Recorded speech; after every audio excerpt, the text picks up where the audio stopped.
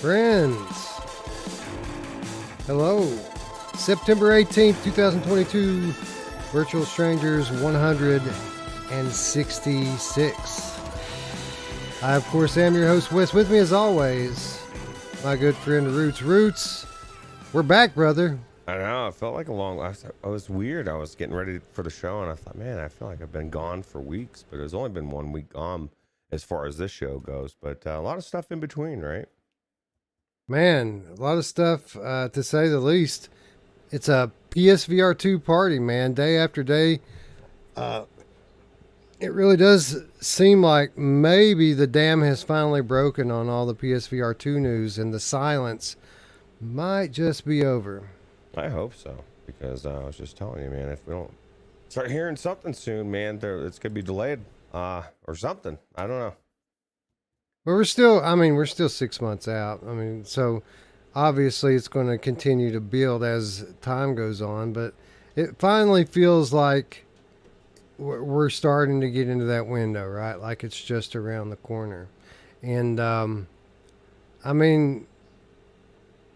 obviously the news and the conversation hasn't been unanimously positive over the last week or so, but I feel like the vast majority of it has been, positive. The people have now got their hands on the product, and we're finally starting to get some validation that what we thought this thing was going to be, it actually is going to be. Yeah, and that's the good news. And the bad news for some people, like Wolvie and other people, Radio Runt, they haven't seen the games yet. And like I said in the Discord, because they were saying that they didn't sell them on with the games, and they didn't either for me. I mean, even though I know they're coming, but the hardware 100% sold me. Everything about the hardware, I was like, oh my god, it solidified needing to have this headset. It's going to be the best headset, and we know the best games are going to be on there as well, whether we've heard them or not. But Ruuts, there's a wire, bro. Yeah, well, I'll tell you what. I'm the done. wire, screw I'm the out. wire. And this is the bad thing, is that wire could never make an adapter for it. It's wired forever, We've never seen examples. Well, here's the thing. We joke about all of this hysteria regarding the wire, especially in the early days when it had first been announced that this was not going to be a wireless headset. But if you think about it seriously, the rules are a little different here. This is console VR, and while people will be quick to point out that if you're talking about console VR, we're talking about VR that's limited to your living room anyway. When you're talking about console VR, we also have to consider that future proofing is much more of an issue, because when you're talking about PC VR or standalone, you're talking about a 2-year turnaround time. You're talking about a 3-year turnaround time. When you're talking about console VR, typically you're talking about 6 or 7 years. So while that wire might not be a problem this year or next year, 5 years from now, it might be a thing, right? Yeah, absolutely. I agree. It might be a thing. And it's funny. I'm just reading the comments. Chris9989 says the wire might not bother VR enthusiasts, but PSVR 2 is trying to get mass adoption, and people new to VR will care. I feel like possible. I feel like it's that statement's upside down. I feel like most people coming into VR, they don't know what to expect. They're not going to care about the wire. The wire, or not the wire, it's the experience, the immersion that's going to blow people away. The VR enthusiasts, at least the ones that haven't had the wire, they're used to not having a wire. So it is going to be an adaptation to go back to, but I don't think it's going to be as big of a problem either way. Yeah, it's interesting you say that, and it's actually a good point. The people that are really going to be bothered by that singular wire, and by the way, of all of the hands-on impressions we got last week, it was pretty much unanimous. No, everyone said the wire wasn't an issue. After about 5 minutes, you forget about it. But people who have grown accustomed to doing most of their gaming on Oculus Quest, those people, the enthusiasts that have gotten used to not having that wire, those are the ones that really are complaining about it right now. having not tried it, admittedly. But when you look at what the industry's doing, we had a story come out just this past week that the Valve Index wireless adapter, a product, Nofio, which we kind of thought might be too little too late, they've sold out. They're on Kickstarter. The Kickstarter has already sold out 2 weeks before the end of its deadline. So apparently, this wireless VR, this idea, is something that even the enthusiasts really seem to want right now. Let's be honest, nobody wants a wire. I mean, I'm not saying, man, we got to have this wire. It's amazing. But we want the fidelity. We want everything the wire comes with. What I didn't want is what Quest 2's wireless offers. I didn't want that for PlayStation VR 2. Now, if the Index can do what it's obviously can do, what it's doing, which is so hot, it's like the end of the cycle, bro. Like, you know what I mean? I'm if I had an Index, I'd be getting this too. But man, like we're almost moving on. This is a weird thing to get at the end of it. But why couldn't PlayStation VR 2 do the same thing a year after with a dongle or something? Everybody acts like this is solidified. This wire's there forever. The wire comes off. And I almost bet, like you said, Sony's going to future-proof it. They're going to have a wireless solution. It may not be there on launch, but you may have to pay for it. But I think it's going to be there. I mean, certainly if Valve Index can do it 3 years into its lifespan, or 4 or whatever it's been, I think 3 years it's been around, Sony could certainly come up with a solution too. We see Meta, you mentioned Quest 2 and all the jank that comes with that, the latency, the compression, which isn't bad when it works, but when it doesn't work, it's a pain in the ass. And friction always sucks, right? Getting into VR is bad enough. To have extra steps on top of that and then have jank where it doesn't want to work, that's a problem. And that's not lost on Meta, as stories have surfaced over the last week about an official AirLink dongle that's coming out from D-Link. This story coming out this past week from our friend Brad. And I mean, Meta, right? The people who supposedly don't care about PCVR, releasing an official AirLink dongle to kind of streamline things and up the quality of life for those people who want wireless PCVR. So obviously this is something people care about, right? Yeah, absolutely. And I know a lot of people out there are saying this is old news, man. We've had AirLink for a while. Well, not everybody knows not everybody has a router that can run it. That's the biggest thing, right? This dongle is I'm assuming going to take care of that, or at least give you the fidelity, or better fidelity, maybe compression wise. Well, it's going to bypass the router is what it's going to do. It's going to allow your Quest to connect directly to your computer, which even if you have an awesome router, if you're someone like me who shares an internet connection and a router with the rest of your house, I mean, this thing could be a godsend. I mean, that's not even to consider the fact that I can't use AirLink. I have to use virtual desktop. AirLink won't connect for me for whatever reason. It would be nice, and I don't know how much this thing is going to cost, if it's going to be affordable or not. But if it is affordable, I might consider getting one of these things, just so on the rare occasion that I do need a wireless connection to my PC, I can have it seamlessly. Let me ask you this, Ruuts. So we're seeing this obvious focus now, late in this life cycle of Gen 1 VR, this move toward wireless solutions from Valve, which I guess that's not directly from Valve, but it's for a Valve product.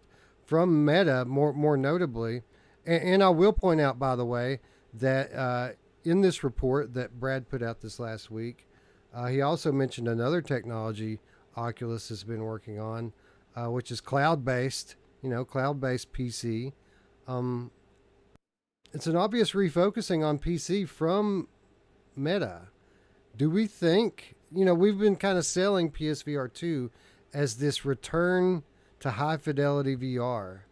Do you think this refocusing on PC by Meta and others could be just that, an alternative to PSVR? Do you think we could see some over the next few years some new Oculus funded PC exclusives based on the cloud technology, based on the wireless technology, based on consumer demand? Do you think this is a possibility? Well, I mean, they've proven they can change directions before, so I don't see why they can't do it again. I don't know if they just dropped it, all that shit in everybody's lap and stepped back, and then, you know what I mean? So I don't know. It's weird that we're still waiting for all the other funded stuff, that the last bit of it, right? Like, I was just saying this in my stream the other night. We all act like Assassin's Creed is coming. Splinter Cell got canceled, and everybody still says, well, that's not Assassin's Creed. Well, it's the same fucking people. And like, if you don't have faith in everything as a whole for one game, why would you? I don't know. I feel like maybe that game, I'm kind of in the middle. So I don't know. I'm confused. It's weird. It's a weird time. Yeah. Yeah, well, I mean, I think we know at this point that if that Splinter Cell game comes, it's going to be a Quest game. But logical deduction tells me that Meta isn't doing an official Airlink dongle and cloud-based PC just so that people can play Asgard's Wrath or use it for Steam VR. You got to think, if they're investing in these technologies, that it's because they want to get back to high fidelity gaming. And let's be honest, I mean, if they're going to compete in the gaming sector, this is what they're going to have to do. Sony's going to kind of force their hand here, I feel like. Yeah, well, and eventually, if everything's moving to cloud gaming, it would make sense that that's what would be happening. I mean, and it could just be as simple as them realizing that a good portion of the people that own Quest 2, when they get it, they want to try PC VR. And so they want to make that experience seamless, right? So like, when you do hook it up to your PC VR, you're not saying, oh, what the fuck? Why can't I do wireless PC VR? It says I can. You're not. Somebody else was saying that Airlink hated them as well. And there's no rhyme or reason. I mean, you're very tech savvy, and I'm sure if you can, it should work. It just doesn't for you, right? To be honest, if the wire really bothered me all that bad, I would probably have done all the troubleshooting and got it to work by now. The fact of the matter is that I have wireless VR through virtual desktop, and I don't ever use it.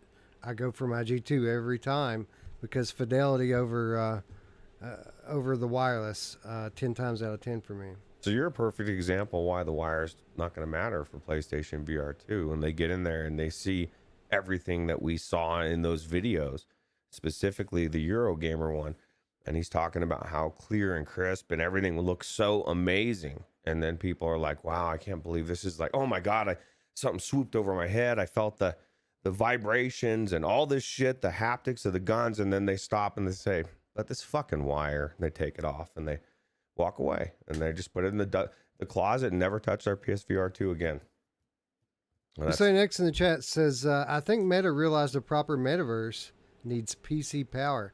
I think that Meta realized that people are going to laugh at them if they have cartoony avatars with no legs. That's what I think. And I think they need a PC to pull off what they really want to do, which is lifelike avatars that have, realistic facial expressions and eye contact.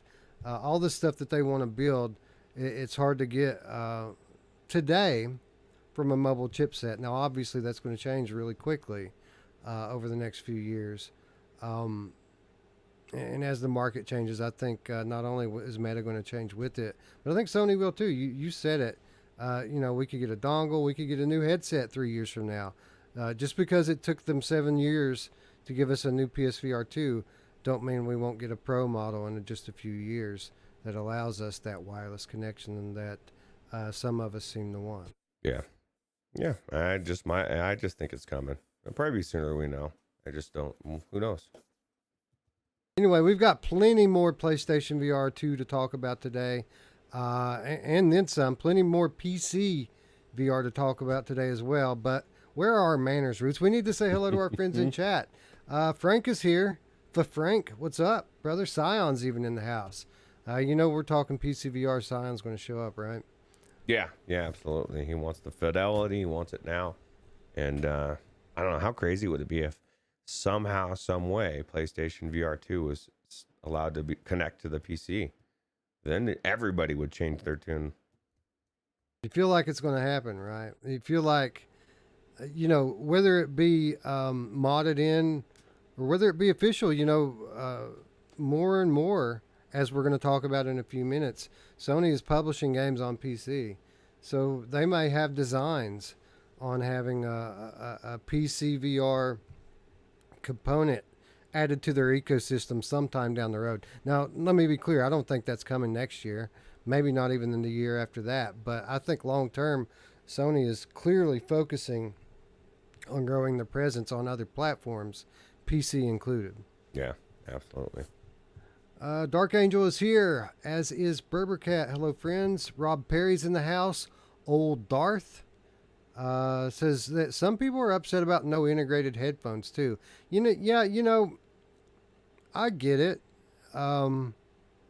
Quest 2 has pretty decent audio, and my G2 has great audio, as does the Valve Index. It would have been nice, right? But you know what? I'd rather use my old headphones as pay $100 more for the headset. Yeah, absolutely. I can't wait to finally use for the PlayStation VR, the Pulse 3D ones that I've owned and not really ever used much. I think I'll actually be able to have a case point use for it. Yeah, and they did. We did learn over this past week that they are compatible. You will be able to use those headphones with your PSVR 2. We saw footage of people putting them on, so I don't know how comfortable it'll be, but people seem to say that it works pretty well.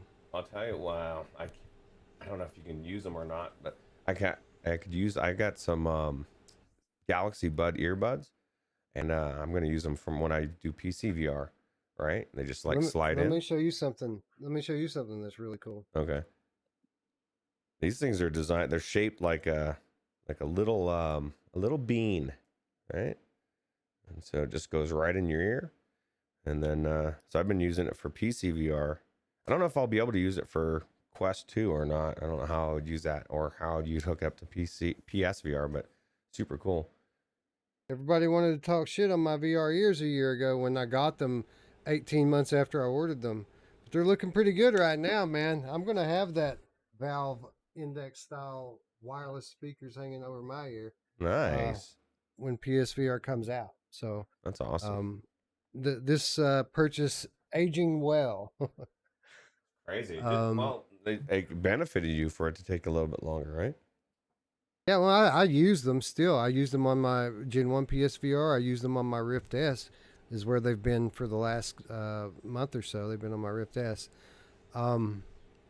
Space Innocent is here, as is Genetic Blasphemy. Hello, friends. Spry Guy in the house. Good to see you, friend. Looper's here. Techno Glitch is here. I think we already said hello to Hussein X. What's up, Tatum? Tatum says the Pulse headset is pretty decent for $99. Yeah, I kind of wondered if I need to get those, and I might actually would already have them if it weren't for my VR ears. I think I'm going to see how those work out first.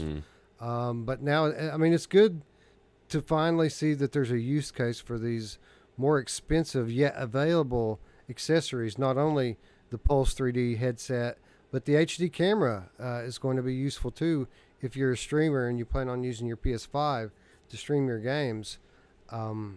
Apparently, you're going to need that HD camera. So really, okay, so yeah, need all sorts of stuff, huh? Yeah, they're going to have a mixed reality component. I don't know if it's like a live style mixed reality, but you're going to be able to show yourself in your footage, your PSVR 2 footage. But you got to have that new camera, that HD camera, to do it. When are they going to bring Twitch and YouTube integration into these headsets so that we can actually have a chat? Wouldn't that be amazing? That would make that streaming so much easier, right? It's kind of a big deal for me, and I got to feel like it's coming. I don't know when, but I got to think that some update down the road not only is going to integrate the YouTube and Twitch chat, but Discord as well. Yes, yeah, all of those things They need to happen. They're like you said, quality of life, but for people that do use it every time, it's not quality of life. You kind of need it. Right. So, Right. It forces you. It forces you to stream through your PC instead of your console, just for that. yeah, Right. yeah. And there's a lot of times I was even you thinking it'd be cool to play a PlayStation VR game or even a Quest game, stream it, and then you think I can't have chat, and that's such there's ways to do it. Yeah, I can look at my phone. It's not the same as looking over in real time, seeing somebody's comment and continuing what you're doing. It's just not the same. That's right. That's right. Mepper's here. Hello, Mepper. Alex Rose asks, has anyone confirmed if the PSVR 2 cable is detachable, replaceable? I don't remember the source, but I do remember that this has been said by multiple sources. We had two different places that confirmed this a few months back. Now, I don't think it'll be easily detachable, but unlike the first PSVR, I do believe that if something happens to your cable, you're going to be able to get a replacement. Yeah. Artful is here. In Mike's video from Virtual Reality Oasis, he was wearing some over-the-ear or above-the-ear headphones. Yeah. A few different media members were using that Pulse 3D headset. I don't know if Mike, if that's the one he was using specifically, but I do remember seeing it. That technology, right? You have not every headphone can let you hear all that stuff. At least that's what it says when you're trying to hook up stuff, that like to hear that all those sources. I don't know if you have to have that Pulse one, but I don't think like average headsets. Maybe I'm wrong.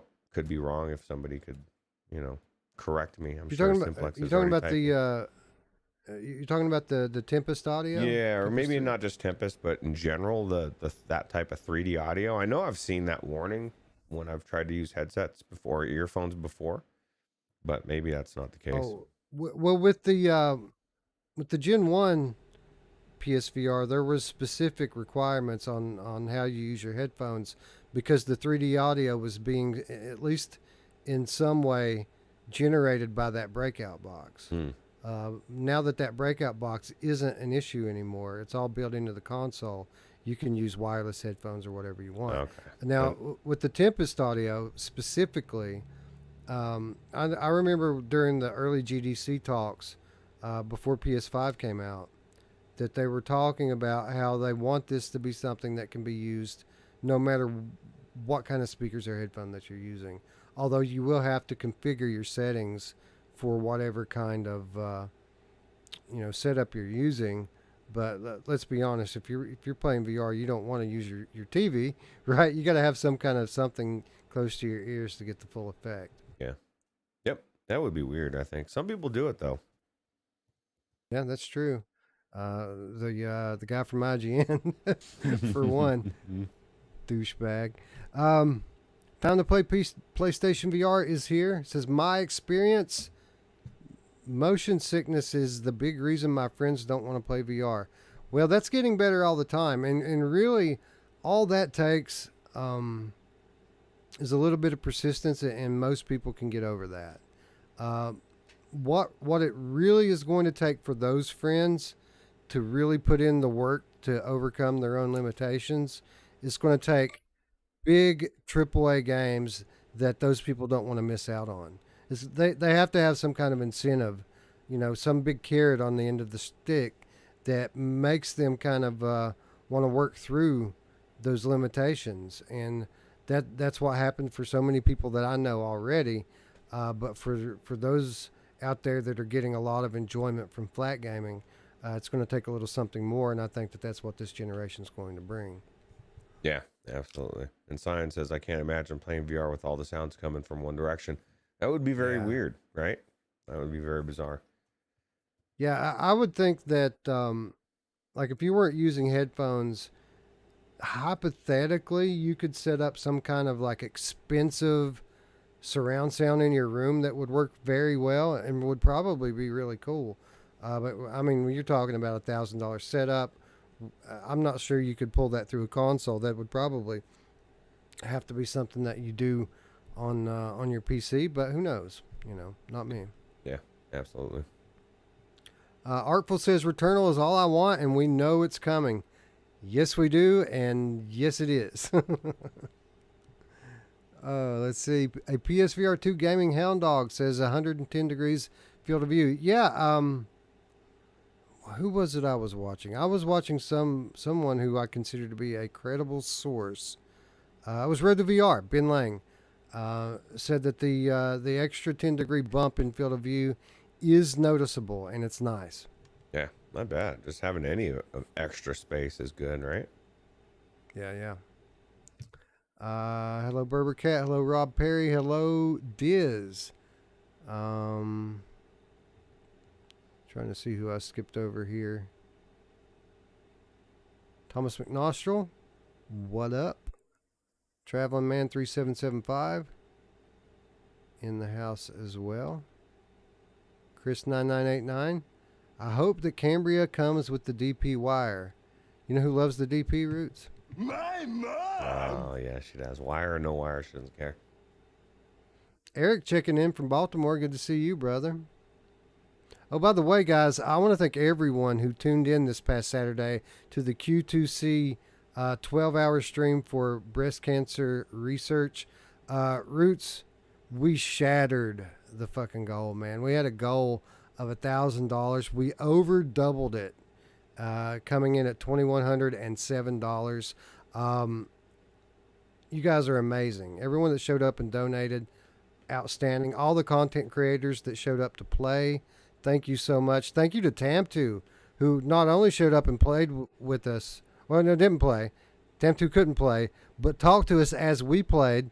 He got in our Discord and basically let me grill him with a bunch of questions as we played after the fall, and then ended up donating this awesome care package for the top donor to win. And Technoglitch ended up actually winning it. An awesome hoodie and a bunch of other merch. Everyone who showed up and showed out for that thing is awesome, and I really appreciate it. That's crazy. Tech won it. That's crazy. I don't see Eric's comment in there. Maybe I blocked him by accident or something. I don't know. I'm scrolling up like way far. Oh, So, okay. So I guess it's probably blocked by the OBS because I can see way up there. all the garbage that comes out of that guy's mouth, I can't blame OBS for blocking. Oh, there he is up there. The wire really should be a non-issue. Just make it long enough to not get rigid. You know, it. You know who loves it when it's long enough and it's rigid. I said this last time. I just used that PlayStation VR 1, and that the cable was very light, very long. Like I was seriously like, oh my God, this thing. I had it way back here, and it still reached to the middle of my thing. So, I don't feel like the cable's probably almost the same because it was really good before. It's actually lighter now. That's crazy. Yeah, it's a much lighter cable now than it was before. Fluke Rogie in the house, as is Hack, the Game Cat. Hello, friends.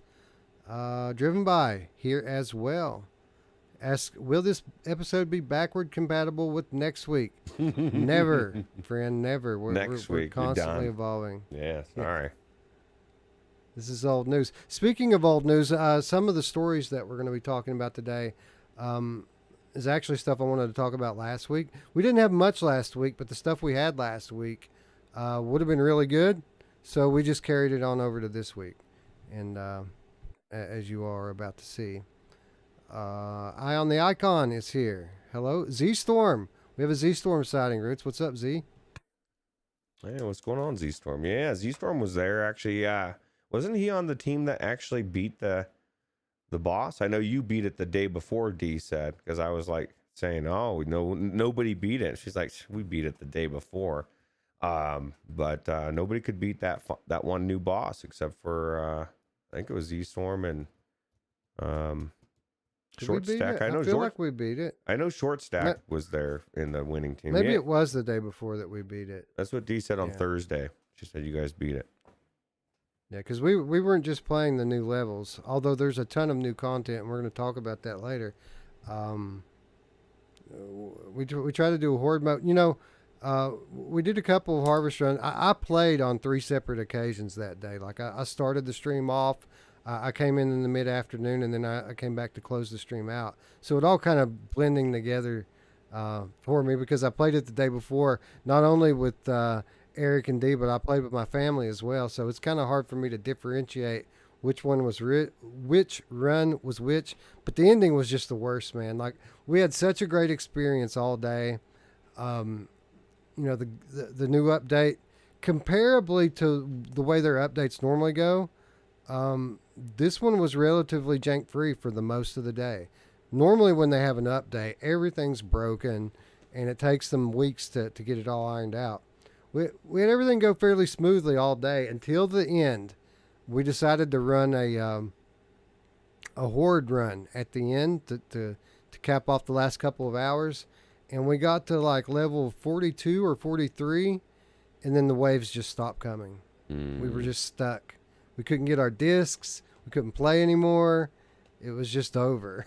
That's what sucks. I wish they give you the discs as you went, right? If you got to level 40, you got all that shit then for this reason, so that if there is some weird glitch, you don't get screwed out of it all. Because this is the reality. I was there when you guys were starting. I think it was at least maybe it was the first one because I fell asleep after that when it crashed, when MASH overheated. They had anticipated it would take the rest of the stream because it's a 60, 70 horde. So if anything goes wrong in that time, everything's a waste. So they really, just to save that, give you the discs as you're going along. It's a balancing act, man, because they do give you the option to start later into it. You don't have to start on wave 1. You can start on 15, 30, 45. Here's the thing, though. Every 5 rounds that you skip, you're forfeiting a round of buying bombs, buying juices, buying wrist rockets, and all that stuff. You don't need it till you get up to level 40, but you will absolutely need it. So it's kind of a balancing act. You can kind of start, in the gold disc or in the red disc if you want, but you're not going to get any of them because you don't have any bombs.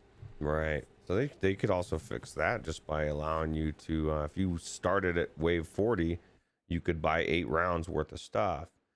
Because it shouldn't penalize you for not wanting to go through. The whole point of that is to get you not having to do the first 20 levels, because it's kind of pointless, right? So they're forcing you to play those levels. So TAM 2, there's another suggestion from Ruuts for you. Hopefully wouldn't that be good if you go in at level 40 and because you got to level 40 and it allowed you to get those 8 rounds of stuff. So you're starting with those things, I don't know, or maybe a little bit less. So. And, they could add that stuff in later because if there's one thing they've been really good about, it's rebalancing with every update.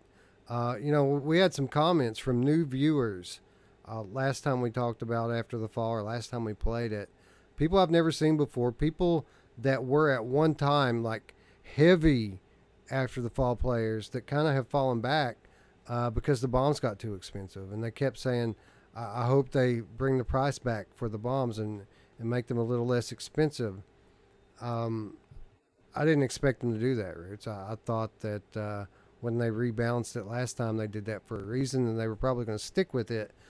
But I was wrong. They actually did decrease the price for all of the bombs and juices and stuff and pulled it back something closer to what it used to be.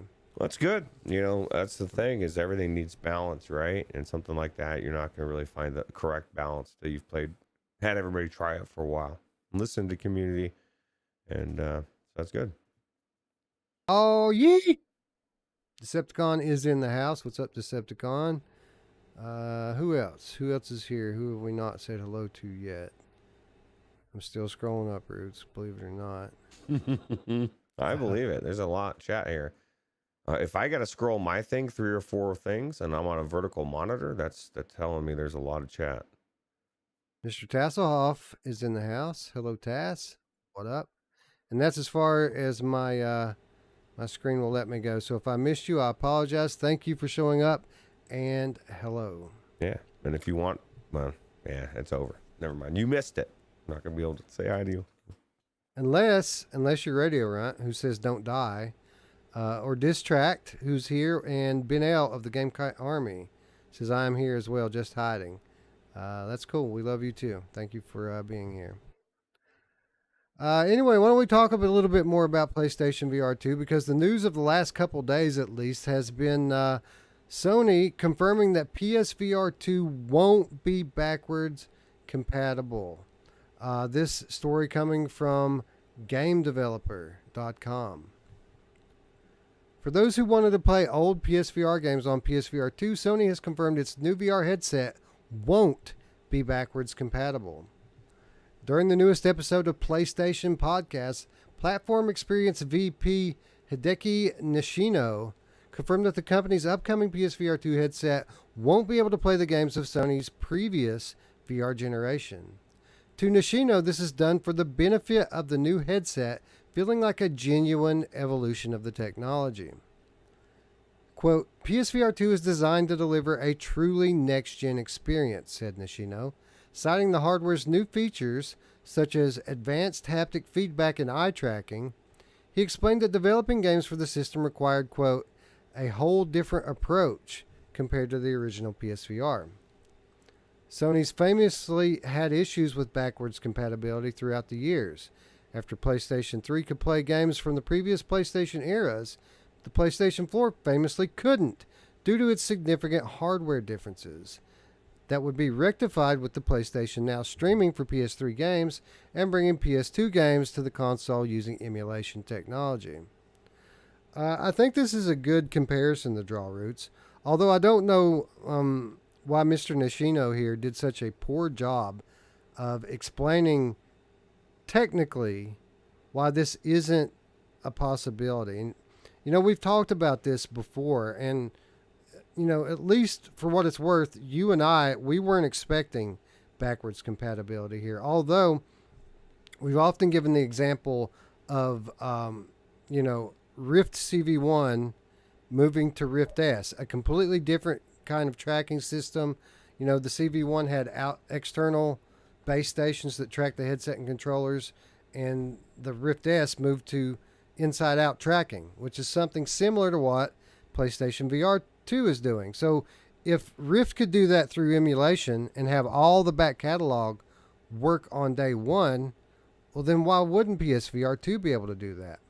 Well, anyone who's played PSVR 1 and thinks about it for 5 minutes will know why. The Rift CV1 and Rift S shared a controller layout which was identical. Both of those headsets, both of those systems had thumbstick based controls. And when you look back to the PSVR 1 and the Move controllers, which didn't have thumbsticks, it also didn't have a unified set way for devs to pull off locomotion. What that meant is that each game, each studio, each developer had to develop their own means of locomotion for their games. And if you have that kind of wide variance from game to game and how locomotion's being accomplished, that means that there's no emulator in the world that's going to be a catch-all for all those games. So no matter what, any kind of backwards compatibility in these games is going to have to come from the developers individually. And I just don't think that I think that's a little too much for Sony to ask or kind of force the developers of all of their 600 plus games to go back and do. Yeah, and people they're not going to think that. They just, I want it. It's bullshit. Like Cyan was saying in the chat, people are going to commit suicide when their PSVR 1 dies. I don't think it's that serious. But, you know, I mean, it's a bummer. We'd love to play these games forever. What I think that we're missing, people are missing the fact the good studios are gonna release remasters, right, for the play, and it's gonna take advantage of these the technologies, or even a re-release. So the good games hopefully will get re-released, or at least a remaster, and with the new schematics for the controls, and maybe you'll get some haptics, and you'll get a better version of the game than you would have gotten if it was just some transferred over thing. I can't even imagine. Somebody was also saying in the chat that it would be a nightmare. The devs have said that it would be a nightmare to try to do this. And so if they just made it backward compatible across the board for everything. So we just have to realize that sometimes we don't get what we want, and I think it's going to be a good thing in the end, right? So Yeah, and again, the games were too different on a very technical level from one another for Sony to be able to develop a catch-all for all of it. Now Somebody's- we've said, I'm sorry, go ahead. Tech was saying, what about aim controller games? Same thing. I mean, now you're introducing a controller that's completely, I mean, it's tracked completely different, right? Than in a different way. So how would you even do that? So. And the truth of the matter is, how many? I mean, as great as the aim controller was, how many great aim controller games were there? Like there was like 5. You know what I mean? There wasn't a lot, which was kind of one of the big tragedies of PSVR Gen 1.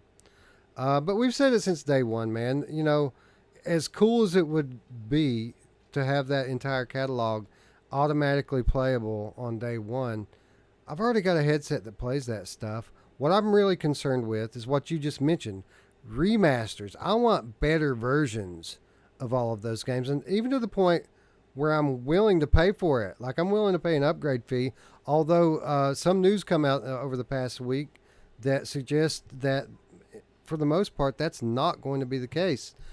First of all, we had this story here from Push Square. I'm sorry, it's going to make me friggin' make my cookie choices as it does every time I come here. I hate that crap.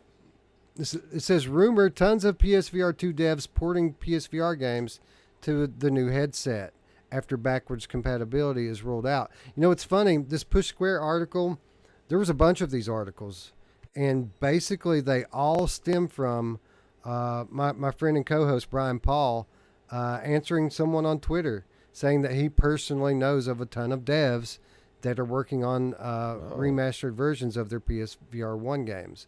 So here we are again, Roots. Brian making news just by being Brian. Yeah, well, it doesn't surprise me that he's leading the PSVR industry. Yeah, he's the man, that's for sure. But he wasn't the only one saying this sort of thing. Self-proclaimed insider Rythian on Twitter actually had a couple of threads regarding this, and I'm just looking at the first one here. By the way, just for the record, we don't know. You know, Rythian claims to be an insider, and he's made a lot of predictions. None of them have been proven to be true or false. The jury's still kind of out on Rythian, so we don't know how much he actually knows or doesn't know. But for what it's worth, he says over 150 PSVR games are being ported to PSVR 2. To my knowledge, only 4 will include upgrade fees, but those do come with a load of extra content, not just a 4K port. He says within 6 months of launch, you'll see the following make the jump to PSVR 2 at no additional cost.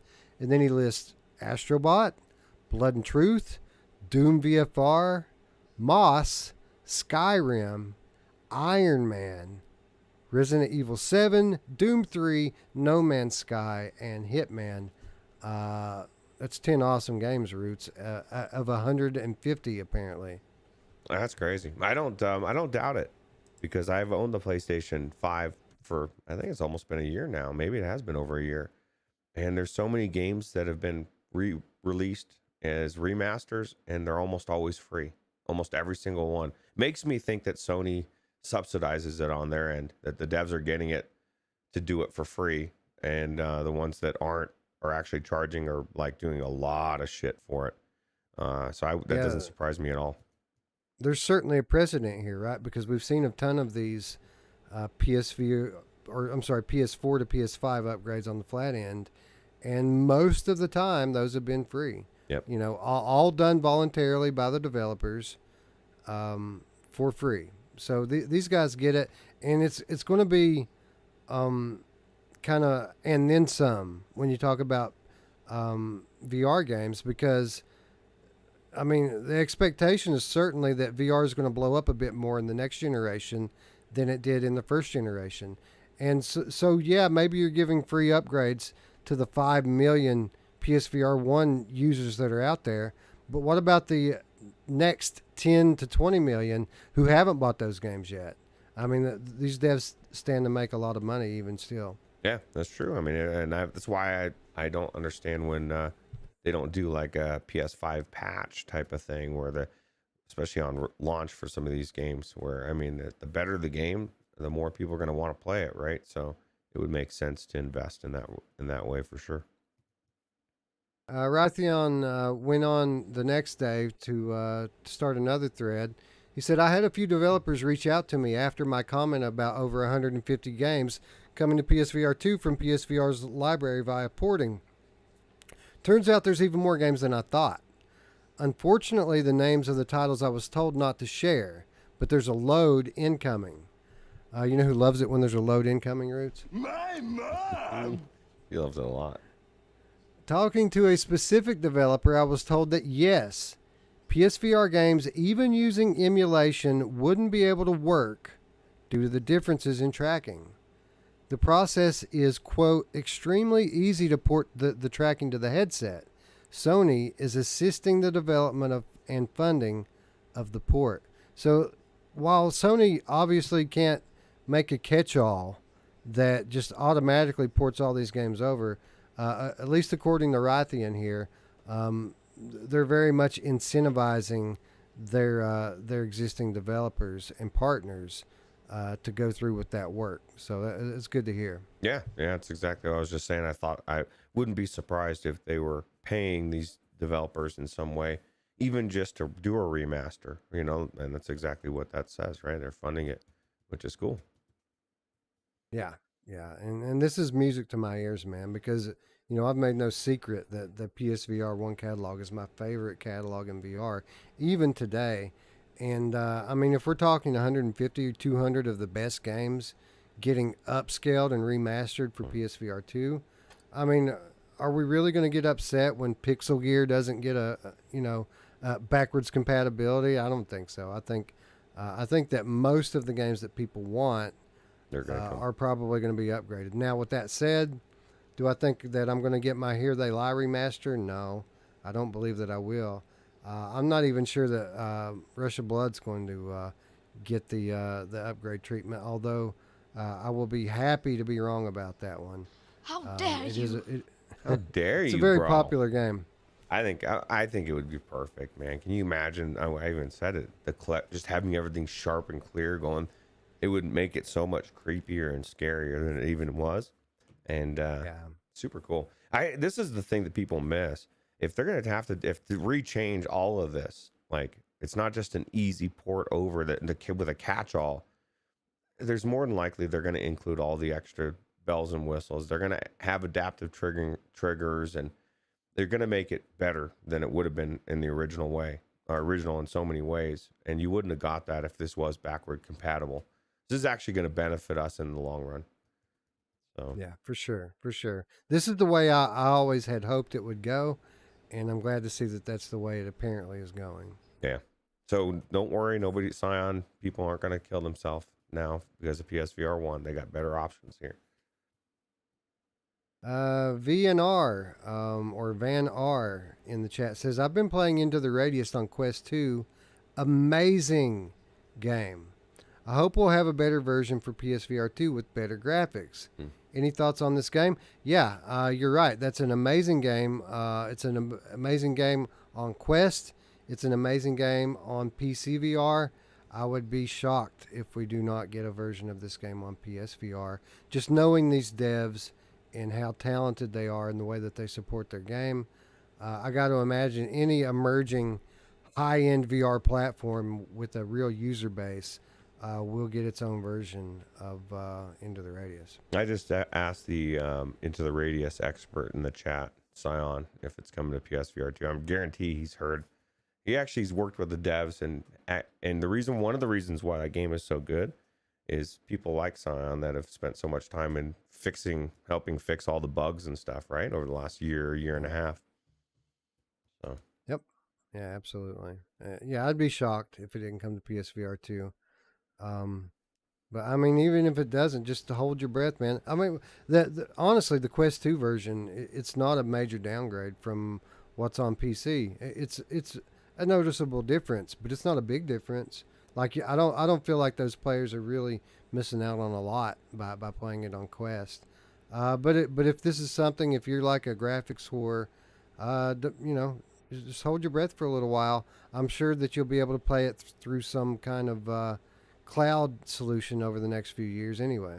Yeah. You know what's funny is Mash was saying, and I kind of agree, that the Quest version seems to be more approachable for some reason, for whatever reason. And maybe we just haven't tried the PC version for a while. Yeah. But the PC version, Sion left some comments on this. It's actually identical to the Quest version outside of graphics. oh, wow. So all of those changes that they put into the game since we last played it, they're on the PC end as well. Yeah. That's cool. It is awesome.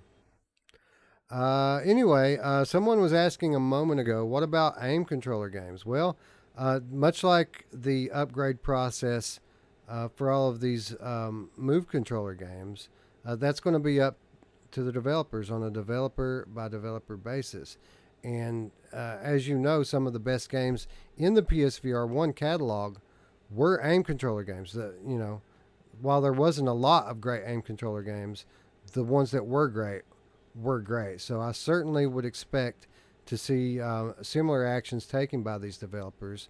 And wouldn't you know it, we had some news come out over the last couple of weeks that demonstrates just that.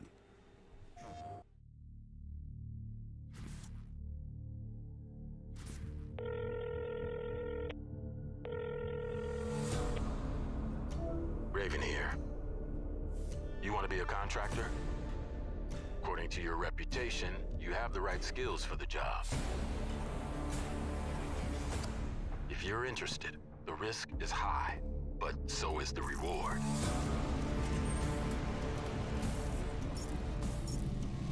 We have multiple contracts, from solo intel gathering to team strike force operations. Locations are hot, and you were never there. If you're compromised, you're on your own.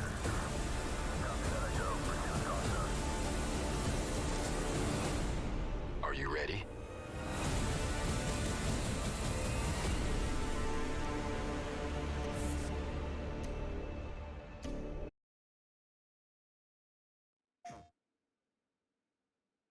First Contact reveals Firewall Ultra, a 0-hour follow-up for PSVR 2. This from Harry Baker at Upload VR. First Contact Entertainment revealed its next title, Firewall Ultra, releasing exclusively for PSVR 2. First Contact describes the game as an evolution of the franchise, following on from Firewall 0 Hour. 0 Hour, a tactical multiplayer VR shooter released in 2018 and essentially felt like VR's answer to Rainbow Six Siege. It was a seminal and exclusive PSVR release and continued to see support for many years, right up until a few months ago with the launch of the final season, Operation X. We knew the First Contact Entertainment was working on an unannounced PSVR 2 title, but until this past week, we didn't have official confirmation. Firewall Ultra is set 5 years after Firewall 0 Hour and will introduce a bunch of new content while carrying over and upgrading content from the first game as well. Alongside new contractors and locations, First Contact Entertainment says existing contractors and existing locations from 0 Hour have, quote, evolved and moved into the next generation in Firewall Ultra. To take advantage of PSVR 2's upgrade in visual fidelity, the studio has remade all character models and given existing maps a complete overhaul with new textures and new areas. There will be more weaponry and equipment options in Ultra, featuring a much deeper level of customization. Rounds will be also added to the game, making all matches a best of 3, alongside an entirely new PvE experience. As you might have guessed, there are plans to add more contractors, maps, and weapons post-launch. On the technical side of things, Firewall Ultra will make some significant upgrades. For starters, In light of community feedback over the last 4 years, First Contact announced that Ultra will run on dedicated online servers. Yes. That's huge. Ultra will also take advantage of several new PSVR 2 hardware features such as eye tracking, foveated rendering, improved haptic feedback, and adaptive triggers. First Contact says using eye tracking enables you to intuitively swap weapons and bring up HUD indicators. In many first-person shooters on PS5, developers have used the variable resistance in the DualSense controller triggers to create much more tactile and realistic weapon effects when shooting. Given PSVR 2 Sense controllers will feature the same adaptive trigger technology, First Contact should be able to follow suit with similar effects for guns in Firewall Ultra. There's no indication on the pricing for Firewall Ultra yet, but it is available to wishlist on the PlayStation Store. Likewise, there's no word on the release date either, but we do know that PSVR 2 itself is set to release in early 2023. So there you have it, Roots. Firewall getting the ultimate overhaul going to the next gen. Not only moving out away from the aim controller into full-blown motion controllers, but apparently taking advantage of every little advance that PSVR 2 has to offer. I am very excited to learn what the next generation of Firewall has in store. Yeah, this is another example of what we were just talking about. They clearly want to bring that game over, and they're making it a whole new game. I guess the same game, but more. Plus, they're using everything, all the haptics and everything, right? So that's good. Now, GB says 5 years after Laugh Out Loud. So because of the deep story, so was the story wasn't that deep, I guess, originally, that they as far as the this goes, or but I don't know exactly what GB is referring to. I don't know too much about it as far as that type of stuff goes, but I was impressed with it. This is the funny thing. You're going to hear people, and I'm sure people already are complaining about no aim controller, but you just grab a Mr. Task for the stability, right? And then it sounds like it's going to be a better experience anyway without the aim. The haptics are going to be better. You're going to have adaptive triggers. It's going to feel like each gun is individual. And let's be honest, you can use a handgun. The aim controller had its limitations. You couldn't use individual guns. You couldn't dual wield. You were stuck with one model. It had to look like your gun you're holding. And so that's going to be one of the benefits of not having that controller.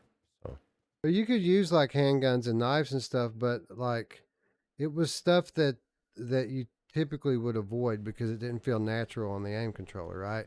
Those were last resort weapons when you're out of ammo and enemies are closing in on you. Then you switch to that stuff and try to survive. So yeah, the aim controller will be missed here, obviously, but it's not all bad, as you just pointed out. There's certainly going to be some upsides to having both hands available as well. I guess there was no story at all, is what they were saying. And it is the thing. It doesn't matter that there's no story, because I guess that is a little odd that they put that in there, because it doesn't need to have a story, right? It's one of those games that's just all action. But yeah, that is a little weird. It's not that important, but with that said, they did say that there's a whole new game mode being added in, a PvE mode. So I'll be interested to see what all that's going to entail. Certainly a welcome addition to what's already a great game. I mean, we played this game semi-recently, and hardware aside, the game itself absolutely still holds up today. Still my favorite shooter, versus multiplayer shooter in all of VR. We had a blast playing it. Yeah, it's really good. There's a reason why Rainbow Six Siege is so popular. That the gameplay is fun, and this is no different. It's just a VR twist on it, right? It's really good. Yeah, and they've gone on through 10 seasons of adding in new contractors, new weapons, new mods, and new maps. And I'm glad to see that not only is all that stuff getting carried over into the new game, but it's being upgraded, it's being expanded. This isn't just a remaster with some extra benefits. This is a whole new game, which includes to some extent the first game built right into it. But they're adding so much more. This isn't going to be something you're going to be able to just pay an upgrade fee and get. This is a brand new game. You're going to probably have to pay at least $30 or $40 to pick it up, if not more. Yeah, but it's worth it, right? I mean, if it's, I think it's going to be, there's going to be enough there for it. So, Old Dar says Farpoint was my first physical game with the aim controller. Great game. Yeah, we love Farpoint as well, and I'm hoping that we get some similar news to this from Impulse Gear over the next few months as well. Yeah, I bet you will. So, Scion in the chat saying, God, please bring this to PC. And, right at the top of the trailer, it says exclusive to PSVR 2. And, when I brought up a couple of times over the last week, I wonder if this thing will ever come to PC. People just acted like it was the stupidest question in the world. It says it right on the trailer that it's PSVR 2 exclusive. But does that necessarily mean just because it's launching exclusive that it will be exclusive forever? I mean, yes, it says it's exclusive to PSVR 2. Yes, it is being published by Sony Interactive Entertainment. But so is Horizon Zero Dawn, and that's on PC. So is Spider-Man. God of War, Spider-Man. These are on PC. They were PlayStation exclusive for a while as well and ended up on PC. Now, obviously, the original one stayed exclusive for the duration of its life. But that game was built around the aim controller. Not the case this time. This is going to have standard motion controls. And while, yes, eye tracking is going to be integral to the game and adaptive triggers and advanced haptics and all this stuff, technology moves fast. And just because all this stuff isn't, common features on PCVR hardware today, don't mean that it won't be 3 years from now, right? So I'm still holding out hope that whatever agreement First Contact has with Sony, it is just a timed agreement, and that they will have the option when the time comes to bring this to PC, even, or Sony could bring it to PC themselves, right? Yeah, absolutely. I mean, the having more players is always good, right, for a multiplayer game. And it's always good for a developer to, I guarantee, First Contact wants to, whether they can or not. That's that's the contract is the question. But I think everything's pointing to these days that most exclusives are timed. So, GB the Ghosting Gamecat says maybe PSVR 2 will be PC compatible, and maybe Firewall will be available on Sony's PC store or launcher. Exactly. That would be. And again, awesome. I don't expect that to be the case right away, but again, the technology moves fast and things are changing quickly. Yeah, absolutely. Anyway, we are super excited for Firewall Ultra, the only true PSVR exclusive to be revealed up until this point, other than Horizon Call of the Mountain. But we're 2 for 2, Roots. 2 Sony exclusives, 2 obvious bangers. Yeah, super cool. So what about PCVR? What are they going to do, man? What are they going to be able to play while the Sony players have all these awesome AAA games to play? Is there anything that could possibly save these people? Coming to you, sir. Talk reporting. Entry team suspects have taken refuge in the area and are refusing to cooperate. Move in. Police, hands up!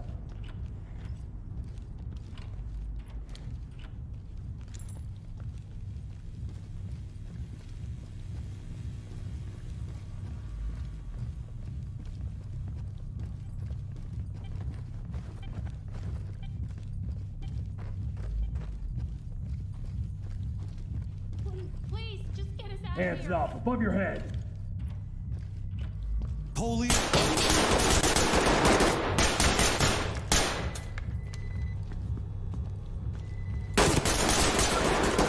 on your knees. Get down. I want to see hands.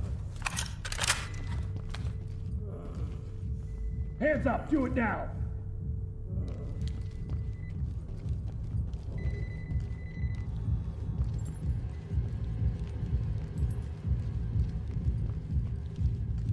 Hands up. Talk to entry team. Mission objective. Hey, Carly. Bet you never thought you'd be working for the man. Fuck off.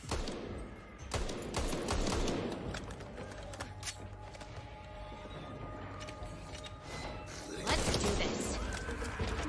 You're still here then. Cover me! Reloading! Do we have a plan? Or are we, you know, winging it as usual?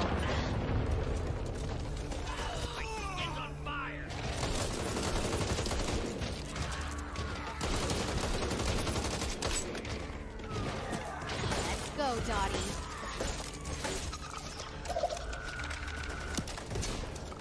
Through here!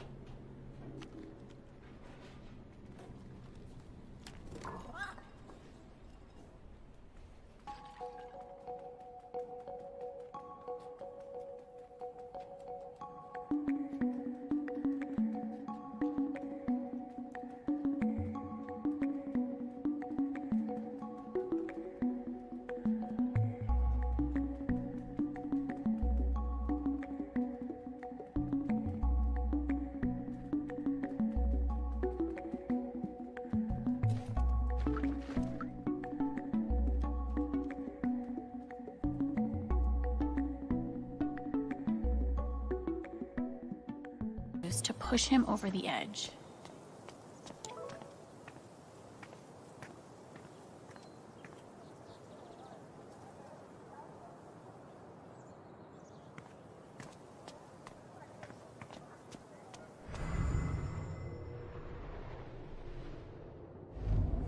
Oh, it's that guy's sister. I feel so bad for her.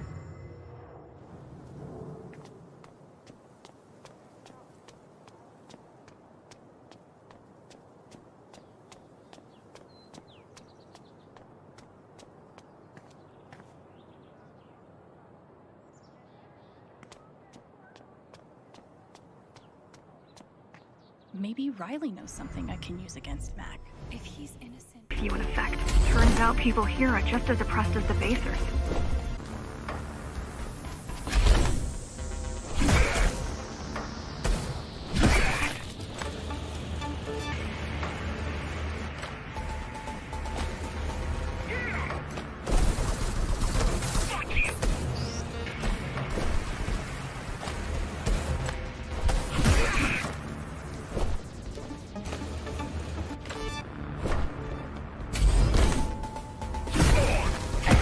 Lockdown is now in effect.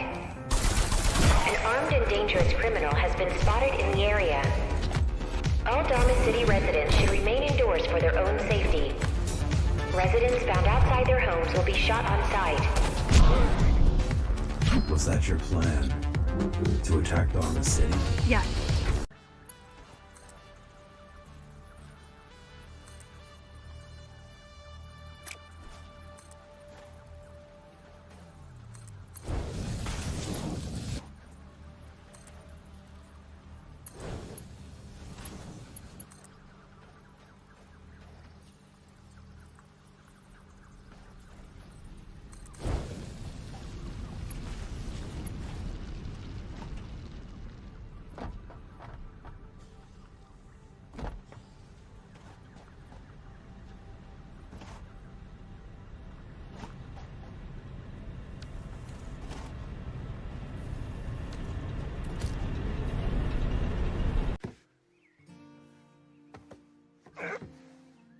Skill.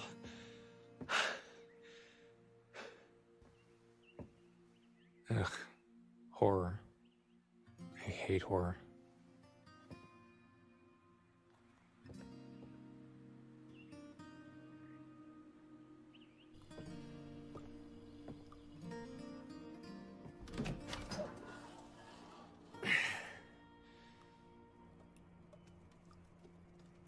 Man, that's a bad place to get stuck.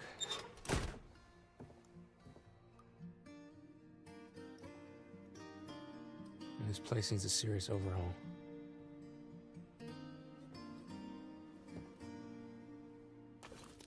Oh.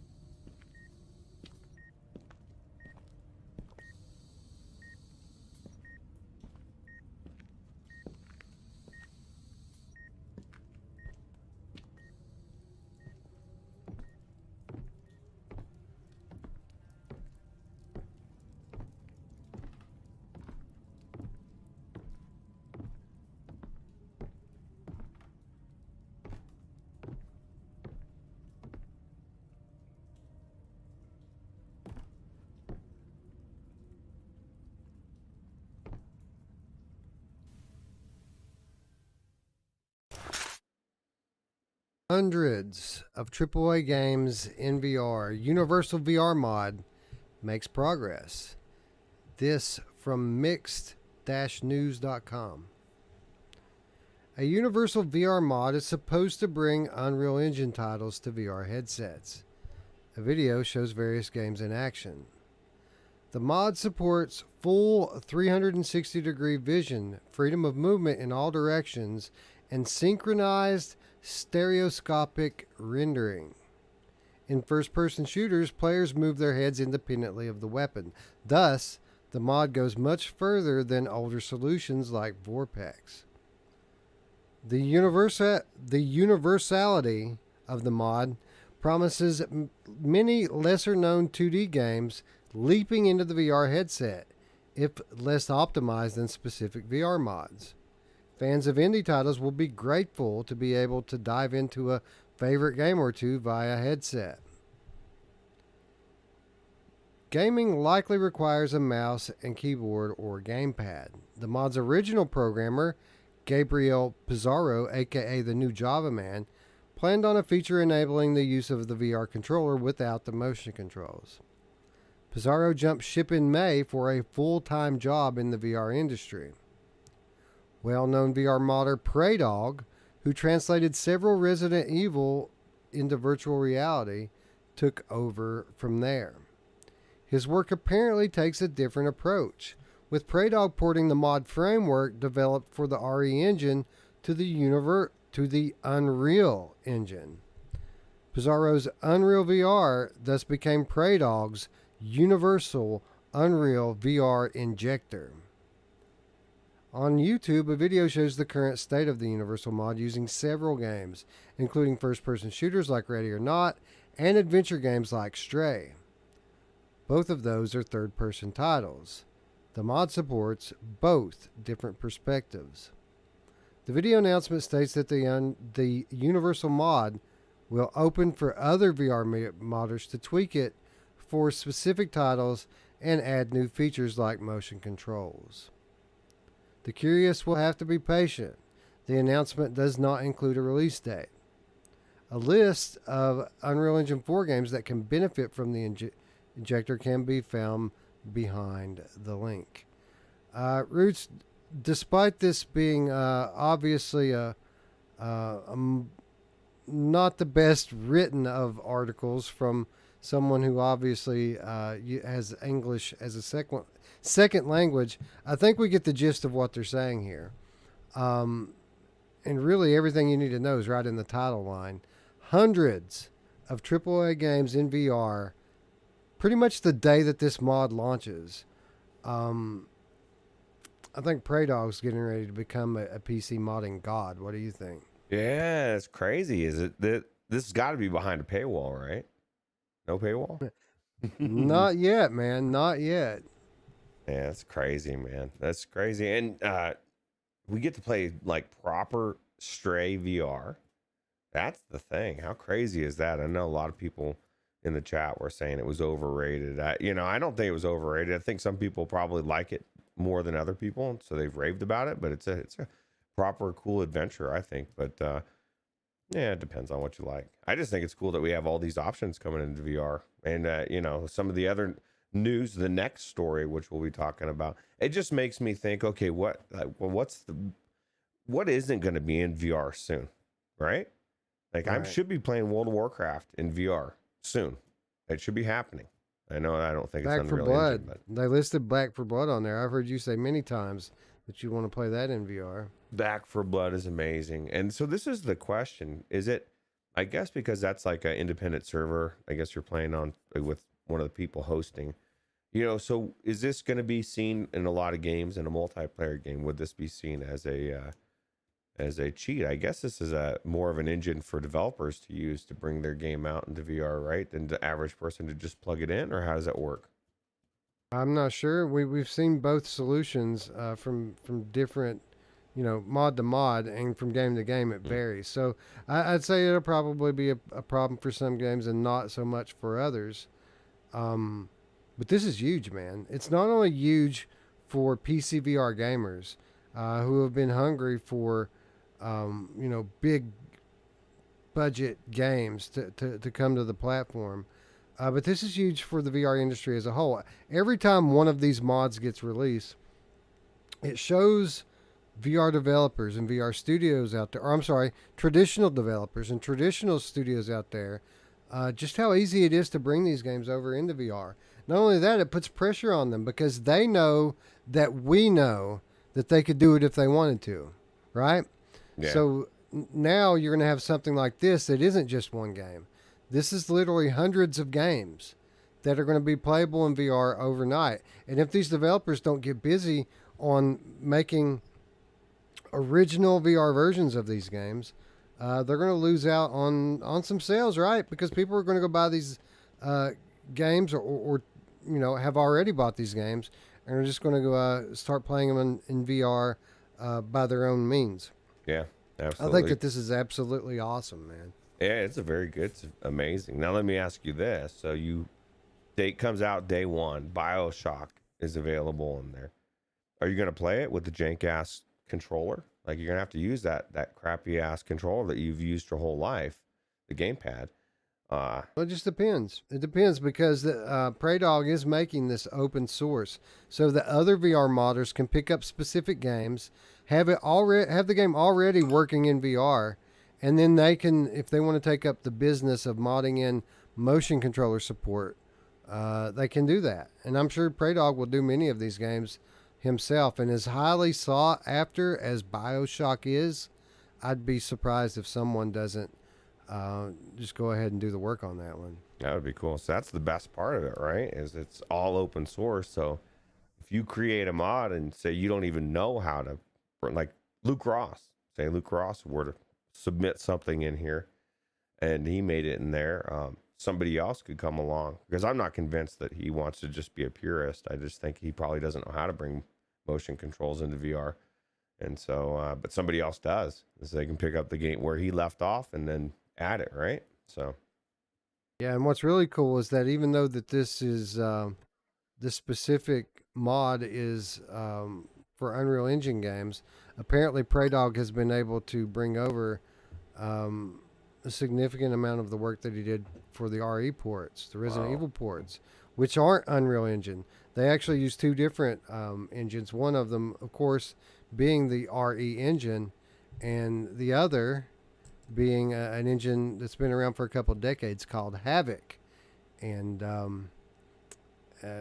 quite a few very notable games have been developed in Havoc, like for example Doom Eternal, I think, was developed in Havoc. There's a laundry list, including this next title we're about to talk about.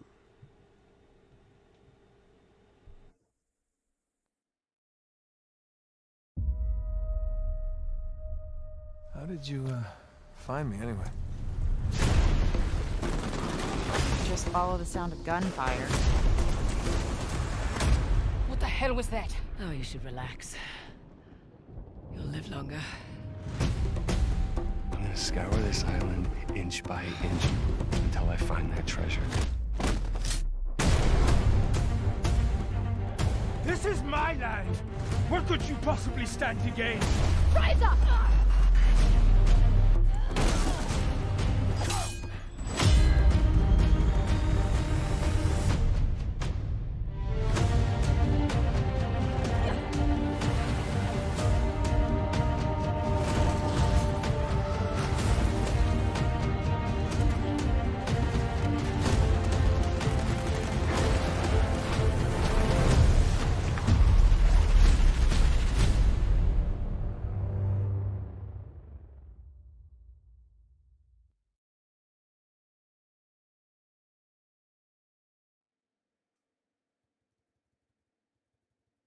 Uncharted 4 releases on PC in October with variable frame rate and an updated UI.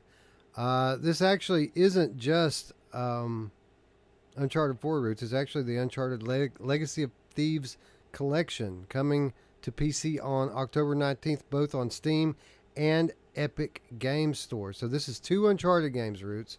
And this is significant for a number of reasons. First of all, we mentioned it earlier. People saying, Sony exclusives can't come to PC. Well, they can, right? Here's another example of just that. Big budget Sony exclusive coming to PC on multiple platforms. And again, Roots, this game developed in Havoc, just like, at least to some extent, Resident Evil 7 was. So we've kind of been pining away to be able to play Uncharted in VR because we know just how awesome that would be. At least to some extent, that's going to become possible very, very soon. Yeah, absolutely. Maybe Luke Ross will even put it in VR as well, right? Who knows? Somebody will have the option. Now, let me ask you this. How far away are we from Infamous being released to PC? That would be amazing, right? That's a must put into VR. Infamous is so old, though, man. Like, I kind of feel like if we're going to see anything on that, it's going to be directly from Sony, like putting in some real work into doing a sequel or a remaster on the original. Yeah. That's like an old PS3 game. It'd be great for VR, though. It would be great. Amazing. Anyway, yeah, I'd love to see Luke Ross or Prey Dog or someone. Luke Ross is going to have to get busy, man. Prey Dog's about to steal all kinds of the Luke Ross thunder. I think Prey Dog's about to become the man when it comes to these PC VR mods. Yeah, absolutely. Can't wait. So many options, right? PC VR. This is another reason why it's good to have both, right? I want what's coming new, all the new IPs from Sony, all the amazing technology, but I want all these amazing AAA games that I've never played any of the Uncharted. And now, just like a lot of games, the first time I play it is probably going to be in, well, I guess it is going to be in VR because I'm not going to go play it flat. So, yeah, Uncharted 4 was actually, I think it might have been the first PS4 game that I played. Wow. Maybe the second. I think I played The Last of Us Remastered first. And then I think the second game I played was Uncharted 4. After that, we did a little bit of BioShock, and then I got my PSVR headset, and it was all over after that. Except for Returnal, which you need to give Dee. She's struggling to beat that first boss, and I don't think she's understanding the way that you need the multipliers to like just fall off from the sky from the gods of Returnal to like perfectly match up where your damage is feeding your heal or something crazy, right? I mean, those are the best successful runs, right? Yeah, you got to put some thought into it. You got to put some work into clearing the first biome, like completely clearing it, and you got to make you have to carefully weigh your choices. But again, struggling to beat that first boss is most of the struggle. After you get past that boss, it's kind of downhill from there. Yeah, you need Jiminy Roots on your shoulder in Discord to go through and watch you play and tell you, okay, grab that, don't grab that. I'll help you get through, D. Anyway, what a time are we living in, man, where, I mean, literally hundreds of AAA games are getting ready to instantly be playable in VR. At the same time that PSVR 2 is coming out with amazing, new heights for VR games. Uncharted comes to PC now. We're going to get to play it in VR because somebody for sure is going to mod it.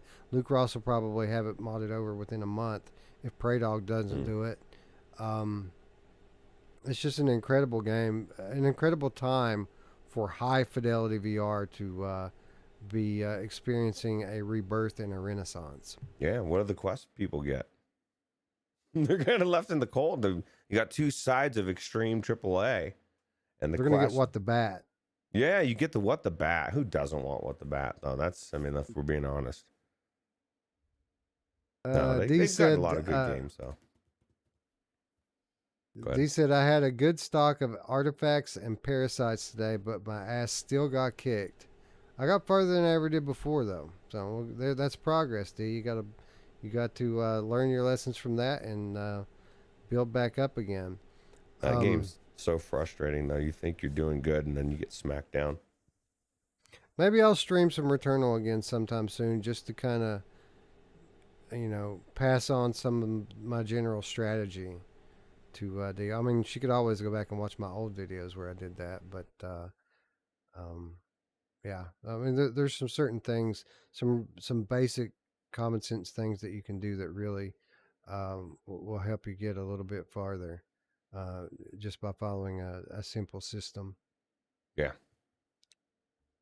She said, yes, please. I don't blame her. It's been a while.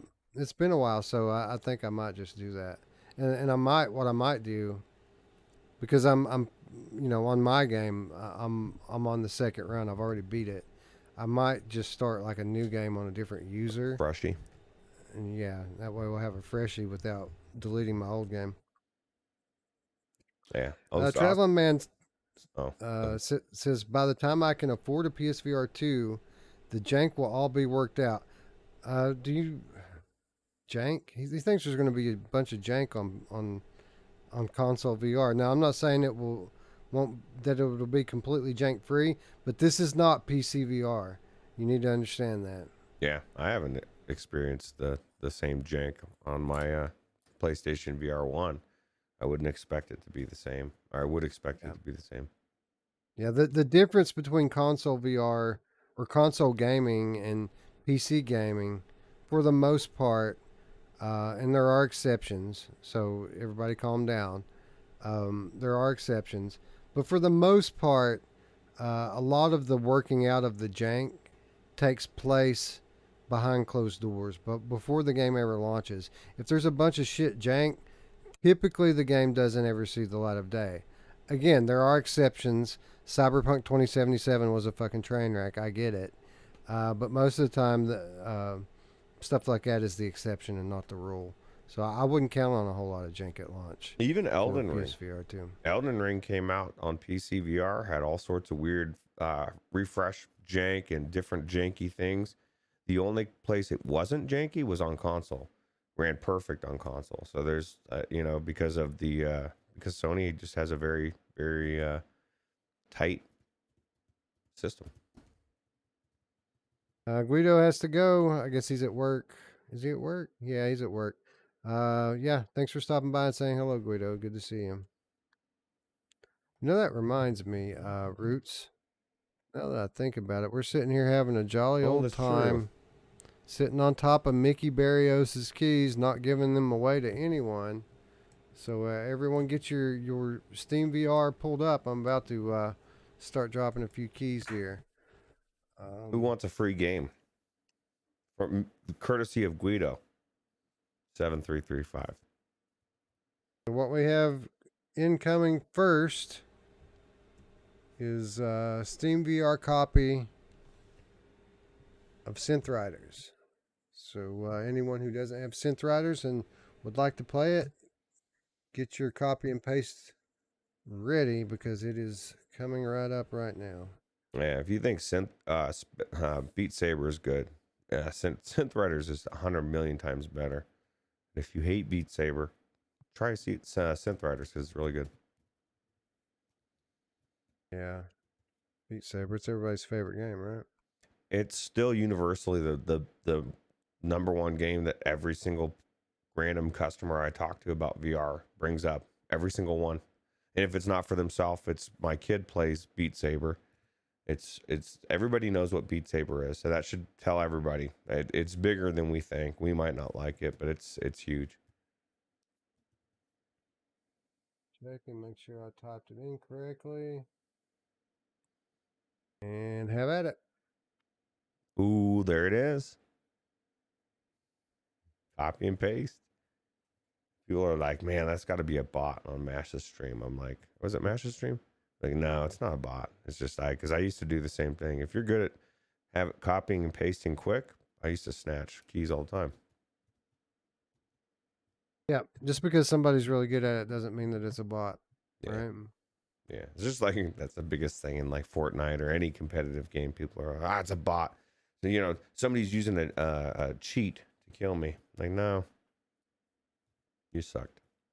Anyway, why don't we move along? We still have a couple more headlines to get to before we get into the week's reminders. And we're going to stick around on PCVR just a little bit longer.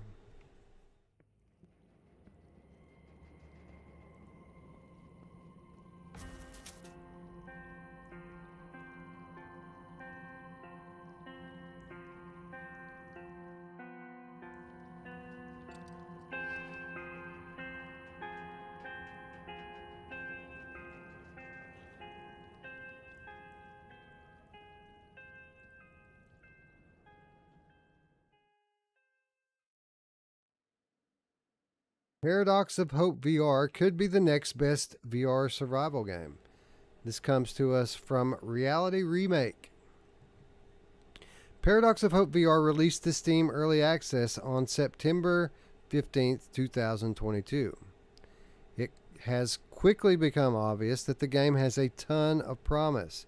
It takes the mechanics and lessons of other successful and very fun VR games of the survival genre, such as The Walking Dead, Saints and Sinners, and Into the Radius VR, and puts them into a compelling post-apocalyptic setting. A setting with dark metro tunnels and hulking mutants of humanity struggling for survival in a darkness of its own making, in tunnels of their own construction. Basically the setting of the popular Metro 2033 series of books and games, except now in VR. Paradox of Hope VR brings the same tense feeling of survival against the unknown and unknowable as Into the Radius VR does. In that way, they are similar. They also both take place in Russia, otherwise they are very different. While Into the Radius VR or The Walking Dead Saints and Sinners, you walk through a wide and expansive world covered in buildings and places to hide, Paradox of Hope VR takes place in the decaying metro tunnels under post-Soviet, post-nuclear Russia. The corridors are generally dark, damp, and full of strange radioactive weeds, not to mention mutants. And when those mutants find you, there's no building to run and hide in. They're faster than you, and once they have your scent, there's nothing you can do but win the fight. The cramped metro tunnels offer no other escape. Since everything is underground, light is a resource you will constantly need. Since everything is old, lights won't always work. While you always have a lighter on your chest, the glow is limited at best. Get your hands on a headlamp, though it's expensive. So be careful, even that fancy headlamp will turn to dust if you perish out in the tunnels. The constant ambience of the groans of old steel and concrete and the quiet whispering that may be in your own mind, or maybe something more sinister, are your other companions in the tunnels.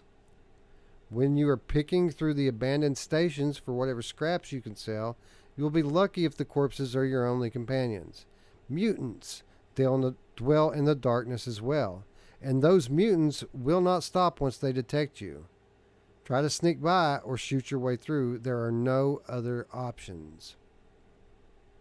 So how are these explorations and fights through the old tunnels structured? Into two game modes, Story Mode and Raid. Story plays out a lot like Metro 2033 does. It is planned to be a series of mostly linear missions that follow a narrative. What is available now during the limited early access release is already impressive, atmospheric, and intriguing. Saying anything more about it would spoil the surprise of the experience, but if you're familiar with any of the Metro games or linear story-driven shooters in general, you'll know what to expect. Until the story is completed, the bulk of the game will lie in the Raids game mode, where the story is a linear and set experience meant to follow a set progression pattern and series of encounters, Raids is exactly the opposite. Instead of doing the same mission again, each is randomized. Instead of always receiving the same equipment at the same time, what you have to survive with is up to your own discretion and at your monetary success at scavenging the metro tunnels. Ruuts, this is a game we played a while back, Paradox of Hope, and at the time, the beta demo was very limited, but even in its limited form, the promise of this game was very easy to see. Yeah, super cool, super creepy, and they really meant what they said about those creatures, right? Yeah, they get a scent of you, man, and it's yeah. There's no avoiding a fight after it starts. Like after you're detected, you might as well start blasting because somebody's going to die, either you or them, right? Yeah, super cool though. Super creepy. The experience that I remember was marked by impressive visuals and good sound design as well. Procedurally generated tunnels and just an overall creepy atmosphere of exploration and stealth. It's a survival game by definition. And, while that typically isn't my favorite genre to play, for whatever reason, it seems to work a lot better in VR. Yeah, absolutely. Awesome Tatum says, heard the gunplay was really good. So I can't remember. I think it was really good. That's a problem. I guess we need to get back into this game, right? Because I'm like a lot. It's been a while. Yeah, well, I talked to the developer for a few minutes this morning, and asked how the game is different now from when we tried it before. And obviously, the story mode having a playable chapter now is a big difference. That wasn't available to us at all at the time. But he says beyond that, the raid mode is way more polished and filled out now, with everything being overhauled, and there's a lot more of everything as well.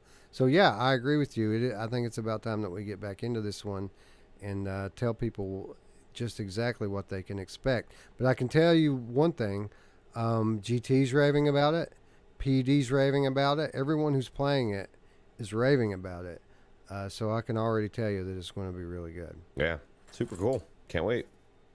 Yep. Bluebell says, yeah, Beardo Benjo played it, and so did GT, and that's what they said. Yeah, exactly. So, coming soon. Who knows? Maybe even this week if we find time for it. Cool.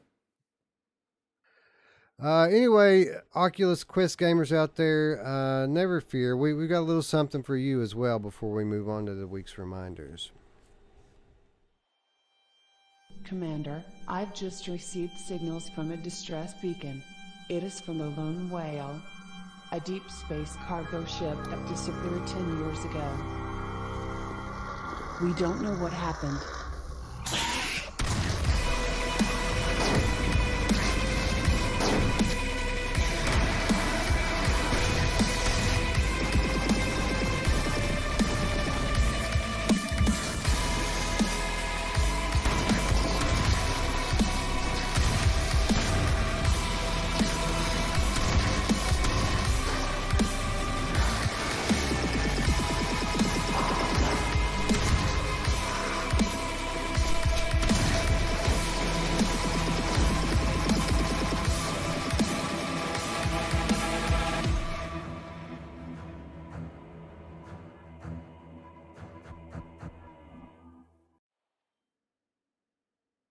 Shock Troops getting a Halloween update, a free update.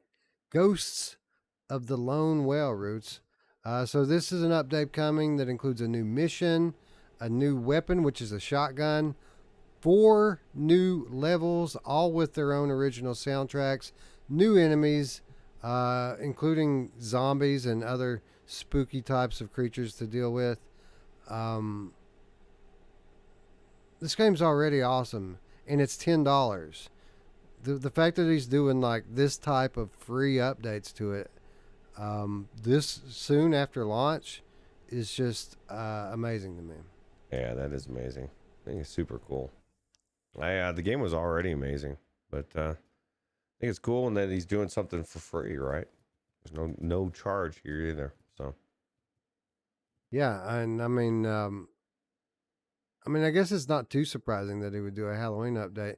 This game was already kind of borderline horror, even though it is a sci-fi game. yeah, super cool. Can't wait to try it out. Yeah, so this is coming. I don't think we have an exact date for it yet. Let me see. It's coming mid-October. I know that. It's gonna. You don't have to wait until Halloween to get it. I think it's going to come out around the 20th or something. Sometime around there. Trying to find the detailed. I thought it said October 22nd or something. If I remember, when I was looking for, actually a picture of this, of the lone whale, Ghost of the Lone Whale for the thing. There doesn't exist out there, at least except for the one. You know, it's weird. I don't know if they did this on purpose, but I was able to find one from Garage Collective on one of their posts or something that had a picture of it. When I copied it and tried to use it in Photoshop, it had lines through like it was copywritten or something, like you couldn't use it. It looked all weird. I've never seen that before, but I thought that was weird. So that is weird, but yeah, one new mission, one new weapon, 4 levels, 4 new soundtracks, new enemies, and a new final boss fight. I forgot to mention there's a new boss fight at the end of all of this. So yeah, what was already probably the best $10 game on the platform gets even better in just a few weeks' time. Kudos to Garage Collective, and yeah, if you don't have Shock Troops, probably should go get it right now. Yeah, we question your soul. Simplex says that game was sorely missing a shotgun. Yeah, I agree, man. With all the different gun types, you'd think that shotgun would have been one of the first, but apparently not. Be perfect, right? Old Dar says it's a challenging game too. Yeah, it absolutely is. Like, you're not going to just run through it on the first try. I can guarantee you that. Yeah, it's like all the old school games, right? Remember, all the old school games were hard. You had to die a bunch of times to win through. Cool. Awesome Tatum says this is one of my favorite Quest games at the moment. It's really good. I mean, it's their, maybe their best work. I mean, Stones of Harleth was really good as well. And, Cyril's already working on his next project, Roots, and I think you're going to really dig what it is. Oh, I can't wait. I've loved them all so far. It's going to be a very big game. Oh, cool. Technoglitch says, looks like Doom 1 shit. Exactly. Looks like Doom 1 shit. Yeah, Mepper. Yeah, I am old. He says actually, my birthday's on Wednesday, so I'll be 48. I'm 48 years young. When's your birthday? This Wednesday coming up. Oh, party time on Strangers in the Night. Yeah. Unless you want to move it. Do you want to move it to a different day? So you're not we can do show on your birthday? Yeah, I don't have any plans on my birthday. Cool.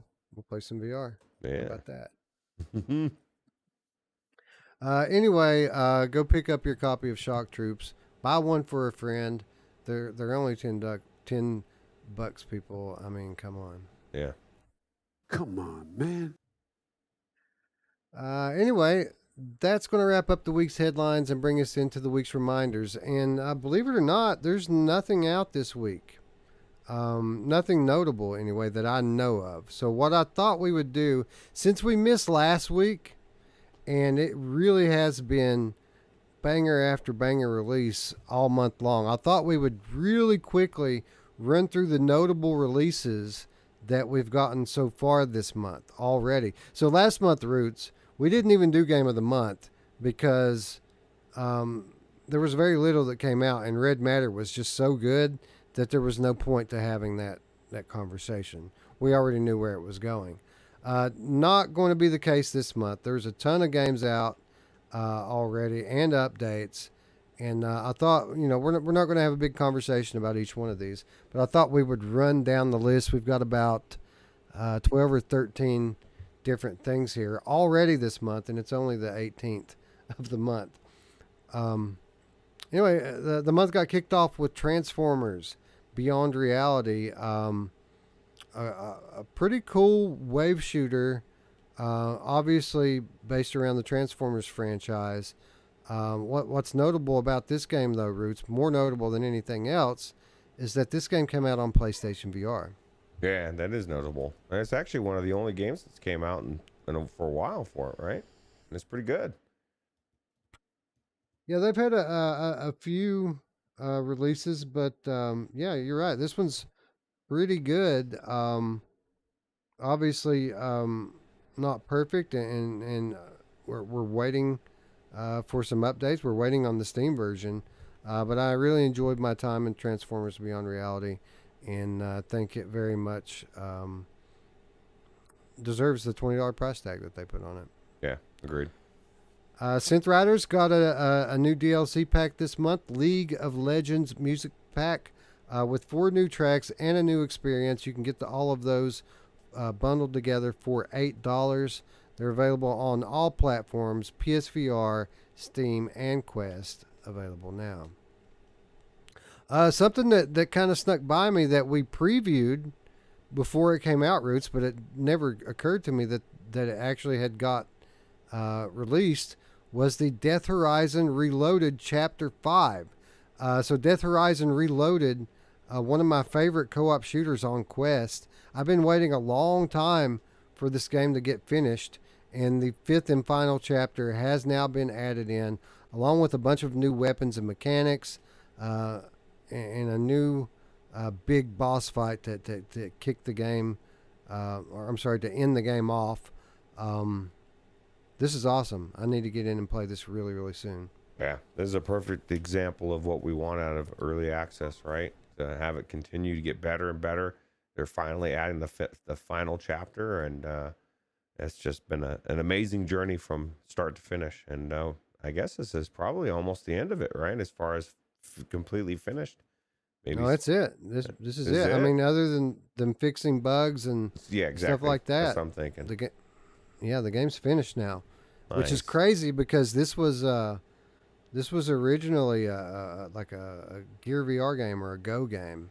It didn't even have 6DoF support, and you wouldn't be able to tell that playing the game today. Like it seems like a game that was made for the Quest. Yeah, so, absolutely. Good on these developers. Way to stick to it and make a great game. Now, Even with that better. said, there's a flash sale going on Oculus right now. Only about 10 hours left. A bunch of good games on sale right now. Among them, Death Horizon Reloaded. 30% off right now. You can get this game for $14. And again, you can play the full campaign with a friend, co-op style. You need to have this in your library if you don't already. Super cool. What's up, Todd? Todd joining us in chat. Good to see you, friend. Yeah, and Z-Storm. Oh, Z-Storm's back. Hey, what's up, Z? Welcome back. Moving along, Distortion VR came out this month. Another one we were waiting on for a very long time. Recently streamed it on this channel. A fun kind of retro style cyberpunk shooter with some really gorgeous visuals and an awesome soundtrack. Enjoying a 10% off launch discount today, which brings it to $18. Oh, cool. Another one we didn't talk about was Cave Digger 2, Dig Harder. Finally got a full release across all platforms. So this is the sequel to the original Cave Digger, which was a very basic and cartoony casual quest game. But this is a big expansion over that. Not only are the environments a lot bigger, the exploration a lot bigger, there's enemies in this, there's weapons in this, and more importantly, up to 4-player co-op in this campaign that can be experienced cross-platform across Quest, Steam, and PlayStation VR. It's another PSVR game, Roots. Oh, wow. This is another PSVR game. Yeah, this is actually a pretty good game from what people say. I need to check it out. You Bring everything and your friends. So. Well, I've got a Steam VR. I'm sorry, a PlayStation VR copy of it. I mean, if this is something that you guys want to cover, you all just let me know off air, and I'll get a couple more keys, and we'll jump in there and dig some caves. Cool. Yeah. I mean, I've seen that people really enjoyed this. So, Afterlife VR on Steam, which is a game that we covered when it first launched into early access. I played all the way through it. It's a rather short game, but enjoyable horror game. Now has come into full release, has had a couple of significant updates since we played it. And again, now available on Steam as a full release. It has left early access. You can pick this game up for only $15. Cool. Into the Radius, as we already talked about, hit Oculus Quest this month. One of the best survival shooters in VR, if not the very best, with an amazing Quest port, one of the better and more deep games in the Quest library, available now for $30 and worth every penny. Yeah, so much game there too, right? So much time and effort and love, sweat and tears put into this game. Developers really love this game, and if you like this type of game, you're going to love it as well. Yep. Paradox of Hope VR, we already spoke about, has just hit early access on Steam. Again, everyone singing the praises of this early access version of the game, and everyone, can see the promise in it. But if you get it now, you can get it for 15% off, only $17 on Steam. I have a feeling that price is going to age very, very well. Yeah. NFL Pro Era out this week on Quest. Now, this game was originally scheduled to launch on PSVR, playable on Quest right now. We did get a review key of this, and we're going to be talking about it later this week. But I got to tell you, Roots, I've already spent a couple hours in it. So far, so good, man. I'm digging it. Yeah, that's actually been the consensus across the board, pretty much from everybody, is that they like it. Now, there's a couple people that think that they liked 2MD a little bit better for different reasons, and we'll talk about that, I'm sure, on Wednesday. But man, it looks very polished. I have not gotten a chance to get into there, but I'm going to get in there tonight probably and check it out. Color me surprised, man, because there was a lot of question marks about this game coming from a first-time VR developer. I was really expecting a lot more jank, maybe some stupid mistakes with regards to like the controls and the UI. But this is a really put together and polished package. I am impressed. And people can compare it to 2MD if they want to, but 2MD comes from Truant Pixel, or Twisted Pixel rather, or no, it is Truant Pixel. Anyway, the point is it comes from an experienced VR developer, and it has been updated for years and years and years. This game's been out for a week. You know what I mean? Yeah. 2MD didn't get like that overnight. But no, I'm digging my time in this game. We'll talk about it more on Wednesday. But yeah, you should get in there and play it and take your time with it. There's plenty of training exercises and mini camp drills and things to really make you get good before you even get into like the season part of it. That's my favorite part of those type of games. It's like starting a season, right, and trying to work your way through the whole thing. So super cool. Ultimex came out on that very same day. This game, Roots, is free. 2 versus 2 cross-platform multiplayer Rocket League type game from Resolution Games. Extremely polished, extremely fun, extremely free. And remember, you can play with more than 2 people if you have like 3 or 4 people with the bots and stuff, or at least 3, right? We played with MASH, 2 versus 2 with a bot and 1 with 2 bots. If you have more than 2 people to play, because I still think 2 people is I just think 3 is the sweet number. Hopefully it eventually gets to that point. But what an amazing game, and I can't wait to get back in there. Yeah, man. Free for all, available on Steam and Quest. Pick it up today if you haven't already. Yep. And then we have the After the Fall Reclamation update. This just launched this past Thursday. A huge update to the new season of After the Fall. There's a new harvest run called Downtown, which puts you in downtown LA, searching through a couple of. When you start out on the streets, you end up making your way into a couple of skyscrapers, one of which is collapsing. I can tell you right now, this is one of the better maps, if not the best map on the whole game. It's amazing. Yeah, super cool.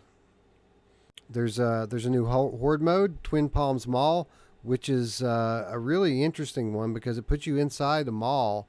There's a lot of entry points for the zombies to come at you in this, but this one's a little different because there's kind of there's 2 floors to it, and you actually spend most of your time up on the second floor, kind of circling and moving around depending upon where the zombies are coming from. A lot more movement in this horde mode than the previous ones. Yeah, Mash was saying it's a lot harder, you know, or at least when you guys they were talking about doing the horde mode, and he said no, we're not doing the mall because they were trying to get to like as far as they could get, like level 70, right? He said we're not getting there on this one because to me it's cool because you want something that's harder. You want something for when you progress and you're like, okay, I've got this where I've got 3 sides. I want it from coming from every direction, and that's just chaos. Yeah, it's harder because it's new, right? And it's different. Well, so true. it's gonna. The reason why they wanted to go back to the horde map they always run is because they know what to expect from it. They know how to operate in that space. And if you're playing for discs, that's what you want. Now, if you're playing for challenge, I can tell you this mall level is awesome, and it is a different take on the horde mode. That's cool. Speaking of different takes, there's a new mode now called Mutator Mode. Now, this is something completely different, Roots. They spice up the existing harvest runs by modifying 3 rules at a time, whilst making your run significantly more difficult. It in turn rewards you with the best loot that there is. So only one mutated run is active at any given time for the span of 8 hours. So what they do is every 8 hours they pick one of the harvest runs, and they modify a few of the rules. For example, the one I played had a rule set called Gunslinger, and what it did was it forced you to use manual reloading. It cut your ammo stores in half, and it made the enemies twice as strong. Oh God! So a lot more difficult.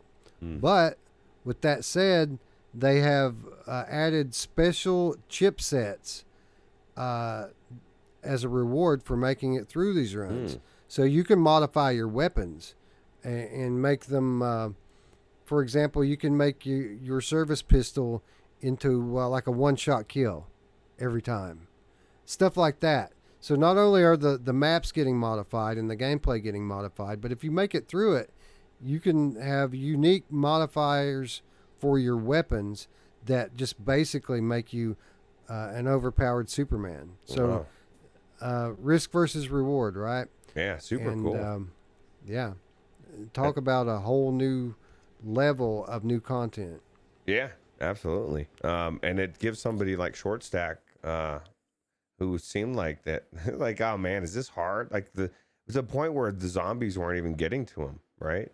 I guess, you know, it's crazy that, you know, how crazy this game can be, but I guess super easy if you're on top of it, right? Yep. Over 100 new weapon attachments to unlock, coming in the form of these chipsets. Customize each of your weapons to fit your playstyle, whether that means making your pistol burst fire or giving your rifle a chance to insta-kill.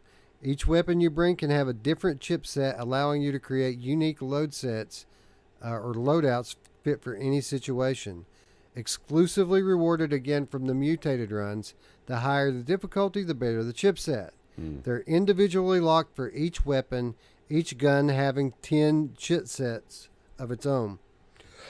They're costly to buy, but you only have to buy it once and you get to keep it forever. Moving on, one new weapon that has been added in that you don't have to do the mutated runs to get is the automatic shotgun. Let me tell you, Roots, this auto shotty is fucking awesome. Like, yeah,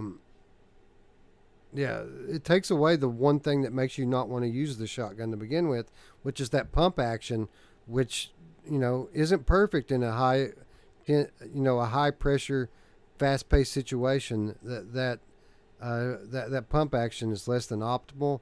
Well, that's all gone now, and you can just pull the trigger or just hold it in, and it'll pow, pow, pow, pow, pow, and just melt anything in front of you. That's crazy. Well, it sounds like everything's ramping up, so you need the guns to ramp up as well. I know I saw Creeper Betty, I guess, had one of those chips on her gun, and she gave it to Z-Storm to use, and then he took it out, and then he had that. Did she lose it after that, or did she still have it in her machine, do you think?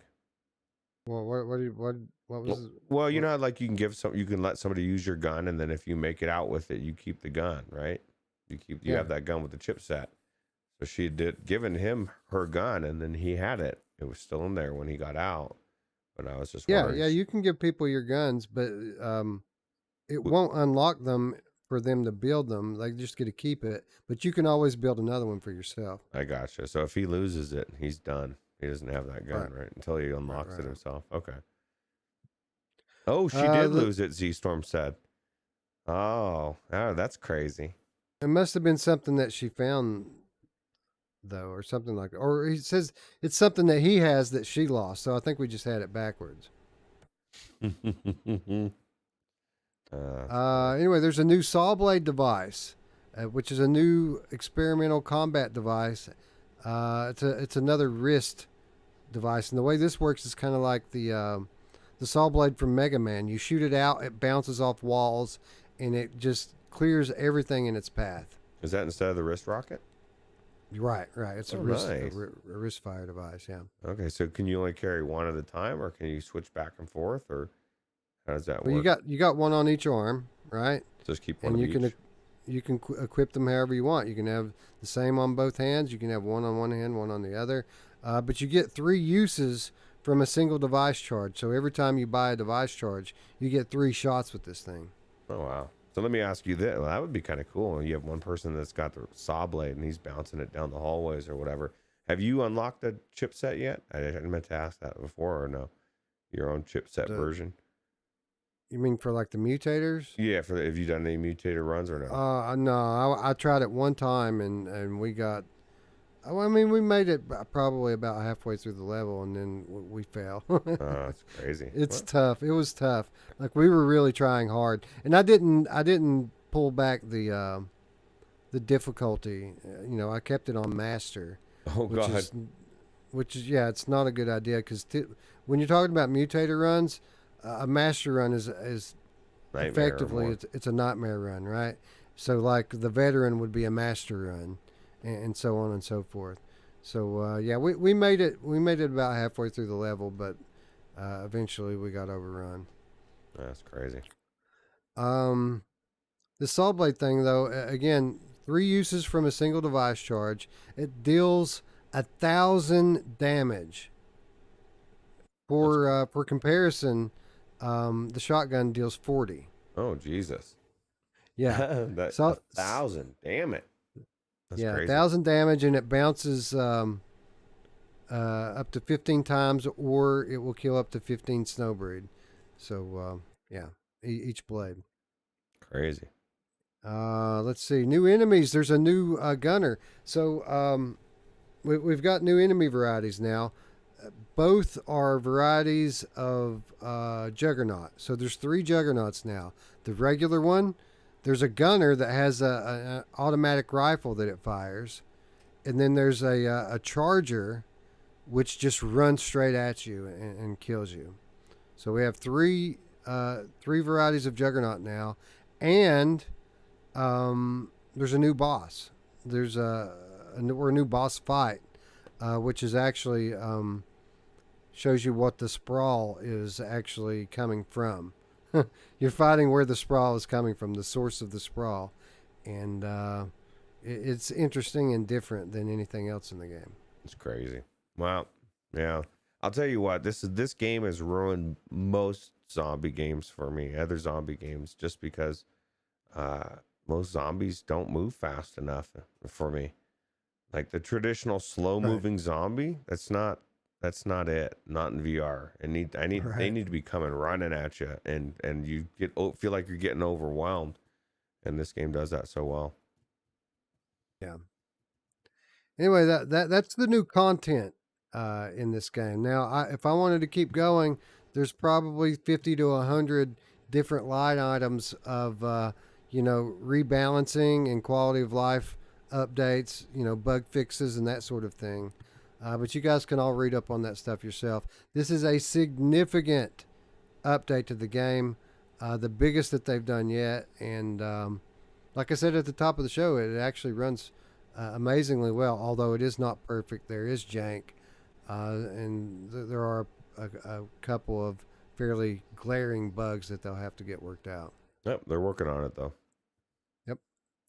Alvo VR also got a very significant update this past week, as finally, crossplay has been unlocked. Quest players and PSVR players can finally play together.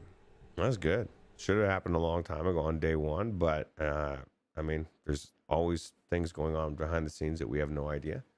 And I'm just glad they finally got it ironed out, and it's going to be so much better for everybody, right? So now they can move on. I feel like that now they've finally established their baseline. Now they have something that they can build on. They've got parity across the platforms. They've got everyone playing together. Now they have something they can build on to make this game something really special. Yep. So now we want domination, and we want to capture the flag and gun game. Those three modes, I guarantee, enhance this game 100%. And PCVR. And PCVR. Well, actually, the PCVR probably should come first. And last but not least, the granddaddy of them all, the one thing that people have been waiting on since I got into VR, finally dropped this week. Half-Life 2 VR mod released for free on Steam. This effectively makes Half-Life 2 that's already in your Steam library run like a native VR game. And you don't even have to mod the game like you would normally. You just download the free patch from Steam and it installs itself, and it just works, and it's great. Half-Life 2 VR game of the year? Always a good mod of the year? I don't know. That's a conversation to have too. Somebody was saying that in the Discord. It's a tough one. It's like, is it a game? Is it its own thing? I mean, it's definitely a mod of sorts. I think mod of the year is going to be the most competitive category of our rewards at the end of the year. That's crazy, isn't it? So many good mods came out this year. Stray. Oh wait, that wasn't a mod, right? We played that in Not yet. Yeah, it's true. Not yet. That's true. But I mean, according to the video we watched earlier in the segment we did on the Unreal Injector, I mean, there's going to be a Stray. I mean, we will have over 100 more mods to consider by the time 2022 show rolls around, Ruuts. That's crazy. I want to see the Spider-Man game, hopefully, because I want to be able to do what we talked about and figure out whether it's, because I think a lot of it is the fact that you're looking at a screen, and even though it's 3D, it's not as immersive as you being in there and looking around with your head and swinging and doing, I guess you wouldn't be using your hands, but I think being in the world is a big difference. I think that Unreal Engine mod is going to change a lot of things. Well, we shall see. Anyway, that's what's happened so far this month. We do have a couple weeks left, although, again, like I mentioned, nothing quite on the horizon this week. There is some notable stuff happening next week, but we will talk about that when the time comes. It is time for us to move on to this week's wish list / review segment. And Ruuts, I thought it's about high time that I actually do a review. We've done wish lists for probably 2 solid months, and I actually went and did a review this time. So for those of you who don't know, this is the part of the show where we ask all of you to join us right now in real time as we all go together and wish list the game. in order to support the development community out there. Could be one of the games we talked about today. Could be another VR game that you've got your eyes on. But it's something we can do really quickly, really easily, and it makes a huge difference to these studios out there, especially the smaller ones. So what I did, Roots, I went in right before the show and wrote a review for Death Horizon Reloaded. This game just got completed, as we just talked about. It's a great game. It's one of the better co-op shooters on the Quest platform. And I basically wrote a review that said just that. Gave it 5 stars. Just doing my part to try to raise the profile of what I feel like is a great development team and a great game. Yeah, absolutely. And that's one of the, as much as we like to wish list, which I do, the reviews are really what I look at when I look at anything. My earbuds, or I'm looking at what people are saying. And so, like, I would recommend, obviously, if it's something you feel passionate, if you feel really passionate about a game, that's the review one. You want to go on there and just like gush about how amazing the game is, to let people tell them how good it is, bring them in, right? So. Awesome Tatum says, I think you could argue, is the Half-Life 2 really a mod or just maybe an enhancement to the old game? I don't know. Well, let me clear it up for you. One, it's not from the original developers of the game. It wasn't commissioned by the original developers of the game, but you do have to own the original copy of the game. It is by definition a modification of the original game. It's a mod by definition. There's no question. Yeah. The only difference is you don't have it. It's been streamlined. You now download it just like you would anything from Steam, and then you run it. And but it's something that's allowing you to take a game that exists and put it in VR, just like Luke Ross or anything else. Yeah. The only difference is the installation process. What it's actually doing is the same as a Luke Ross mod or a Prey Dog mod. You just don't have to do it manually by hand. Yeah. So yeah, absolutely. It's a mod. Yeah. Anyway, that's going to bring us to our final reminder this week and every week, and that is how you can do your part to support us, our channel, our community, and to help us grow. Of course, if you haven't already, the best thing that you can do is click that big red button, subscribe, but don't forget to ring the bell so that you can be notified whenever we go live here on the Virtual Strangers channel. If you'd like to do a little something extra, you can do so by supporting us on Patreon, where for as little as $3 per month, you'll get access to our weekly show notes, exclusive content, insider updates, all for less than $1 per week. And you also get peace of mind knowing that you did your part to help us support our community, our channel, and help us grow. So again, thank you to all of our Patreon supporters out there and everyone who donates by the various means that they have available to them. We very much appreciate you. Yeah, for sure. And of course, if you don't have any money to donate and you want to be a little more active in the community, you can do so by joining the Virtual Strangers Discord. Absolutely free. There's an invitation link down below. We're there 24/7, 365, talking about games, talking about life, hanging out, playing multiplayer. We do it all there. That's where it all starts. So if you haven't already, join us on the Discord. Again, it's free. It's easy. All you got to do is click, and we'll see you in there. It's the OG metaverse, right? That's right. Our metaverse. Oh. Anyway, with that said, friends, I'd like to thank you all once again for watching. For Roots, I'm Wes. We'll see you tomorrow for the VR Crewcast. Bye now. Easy.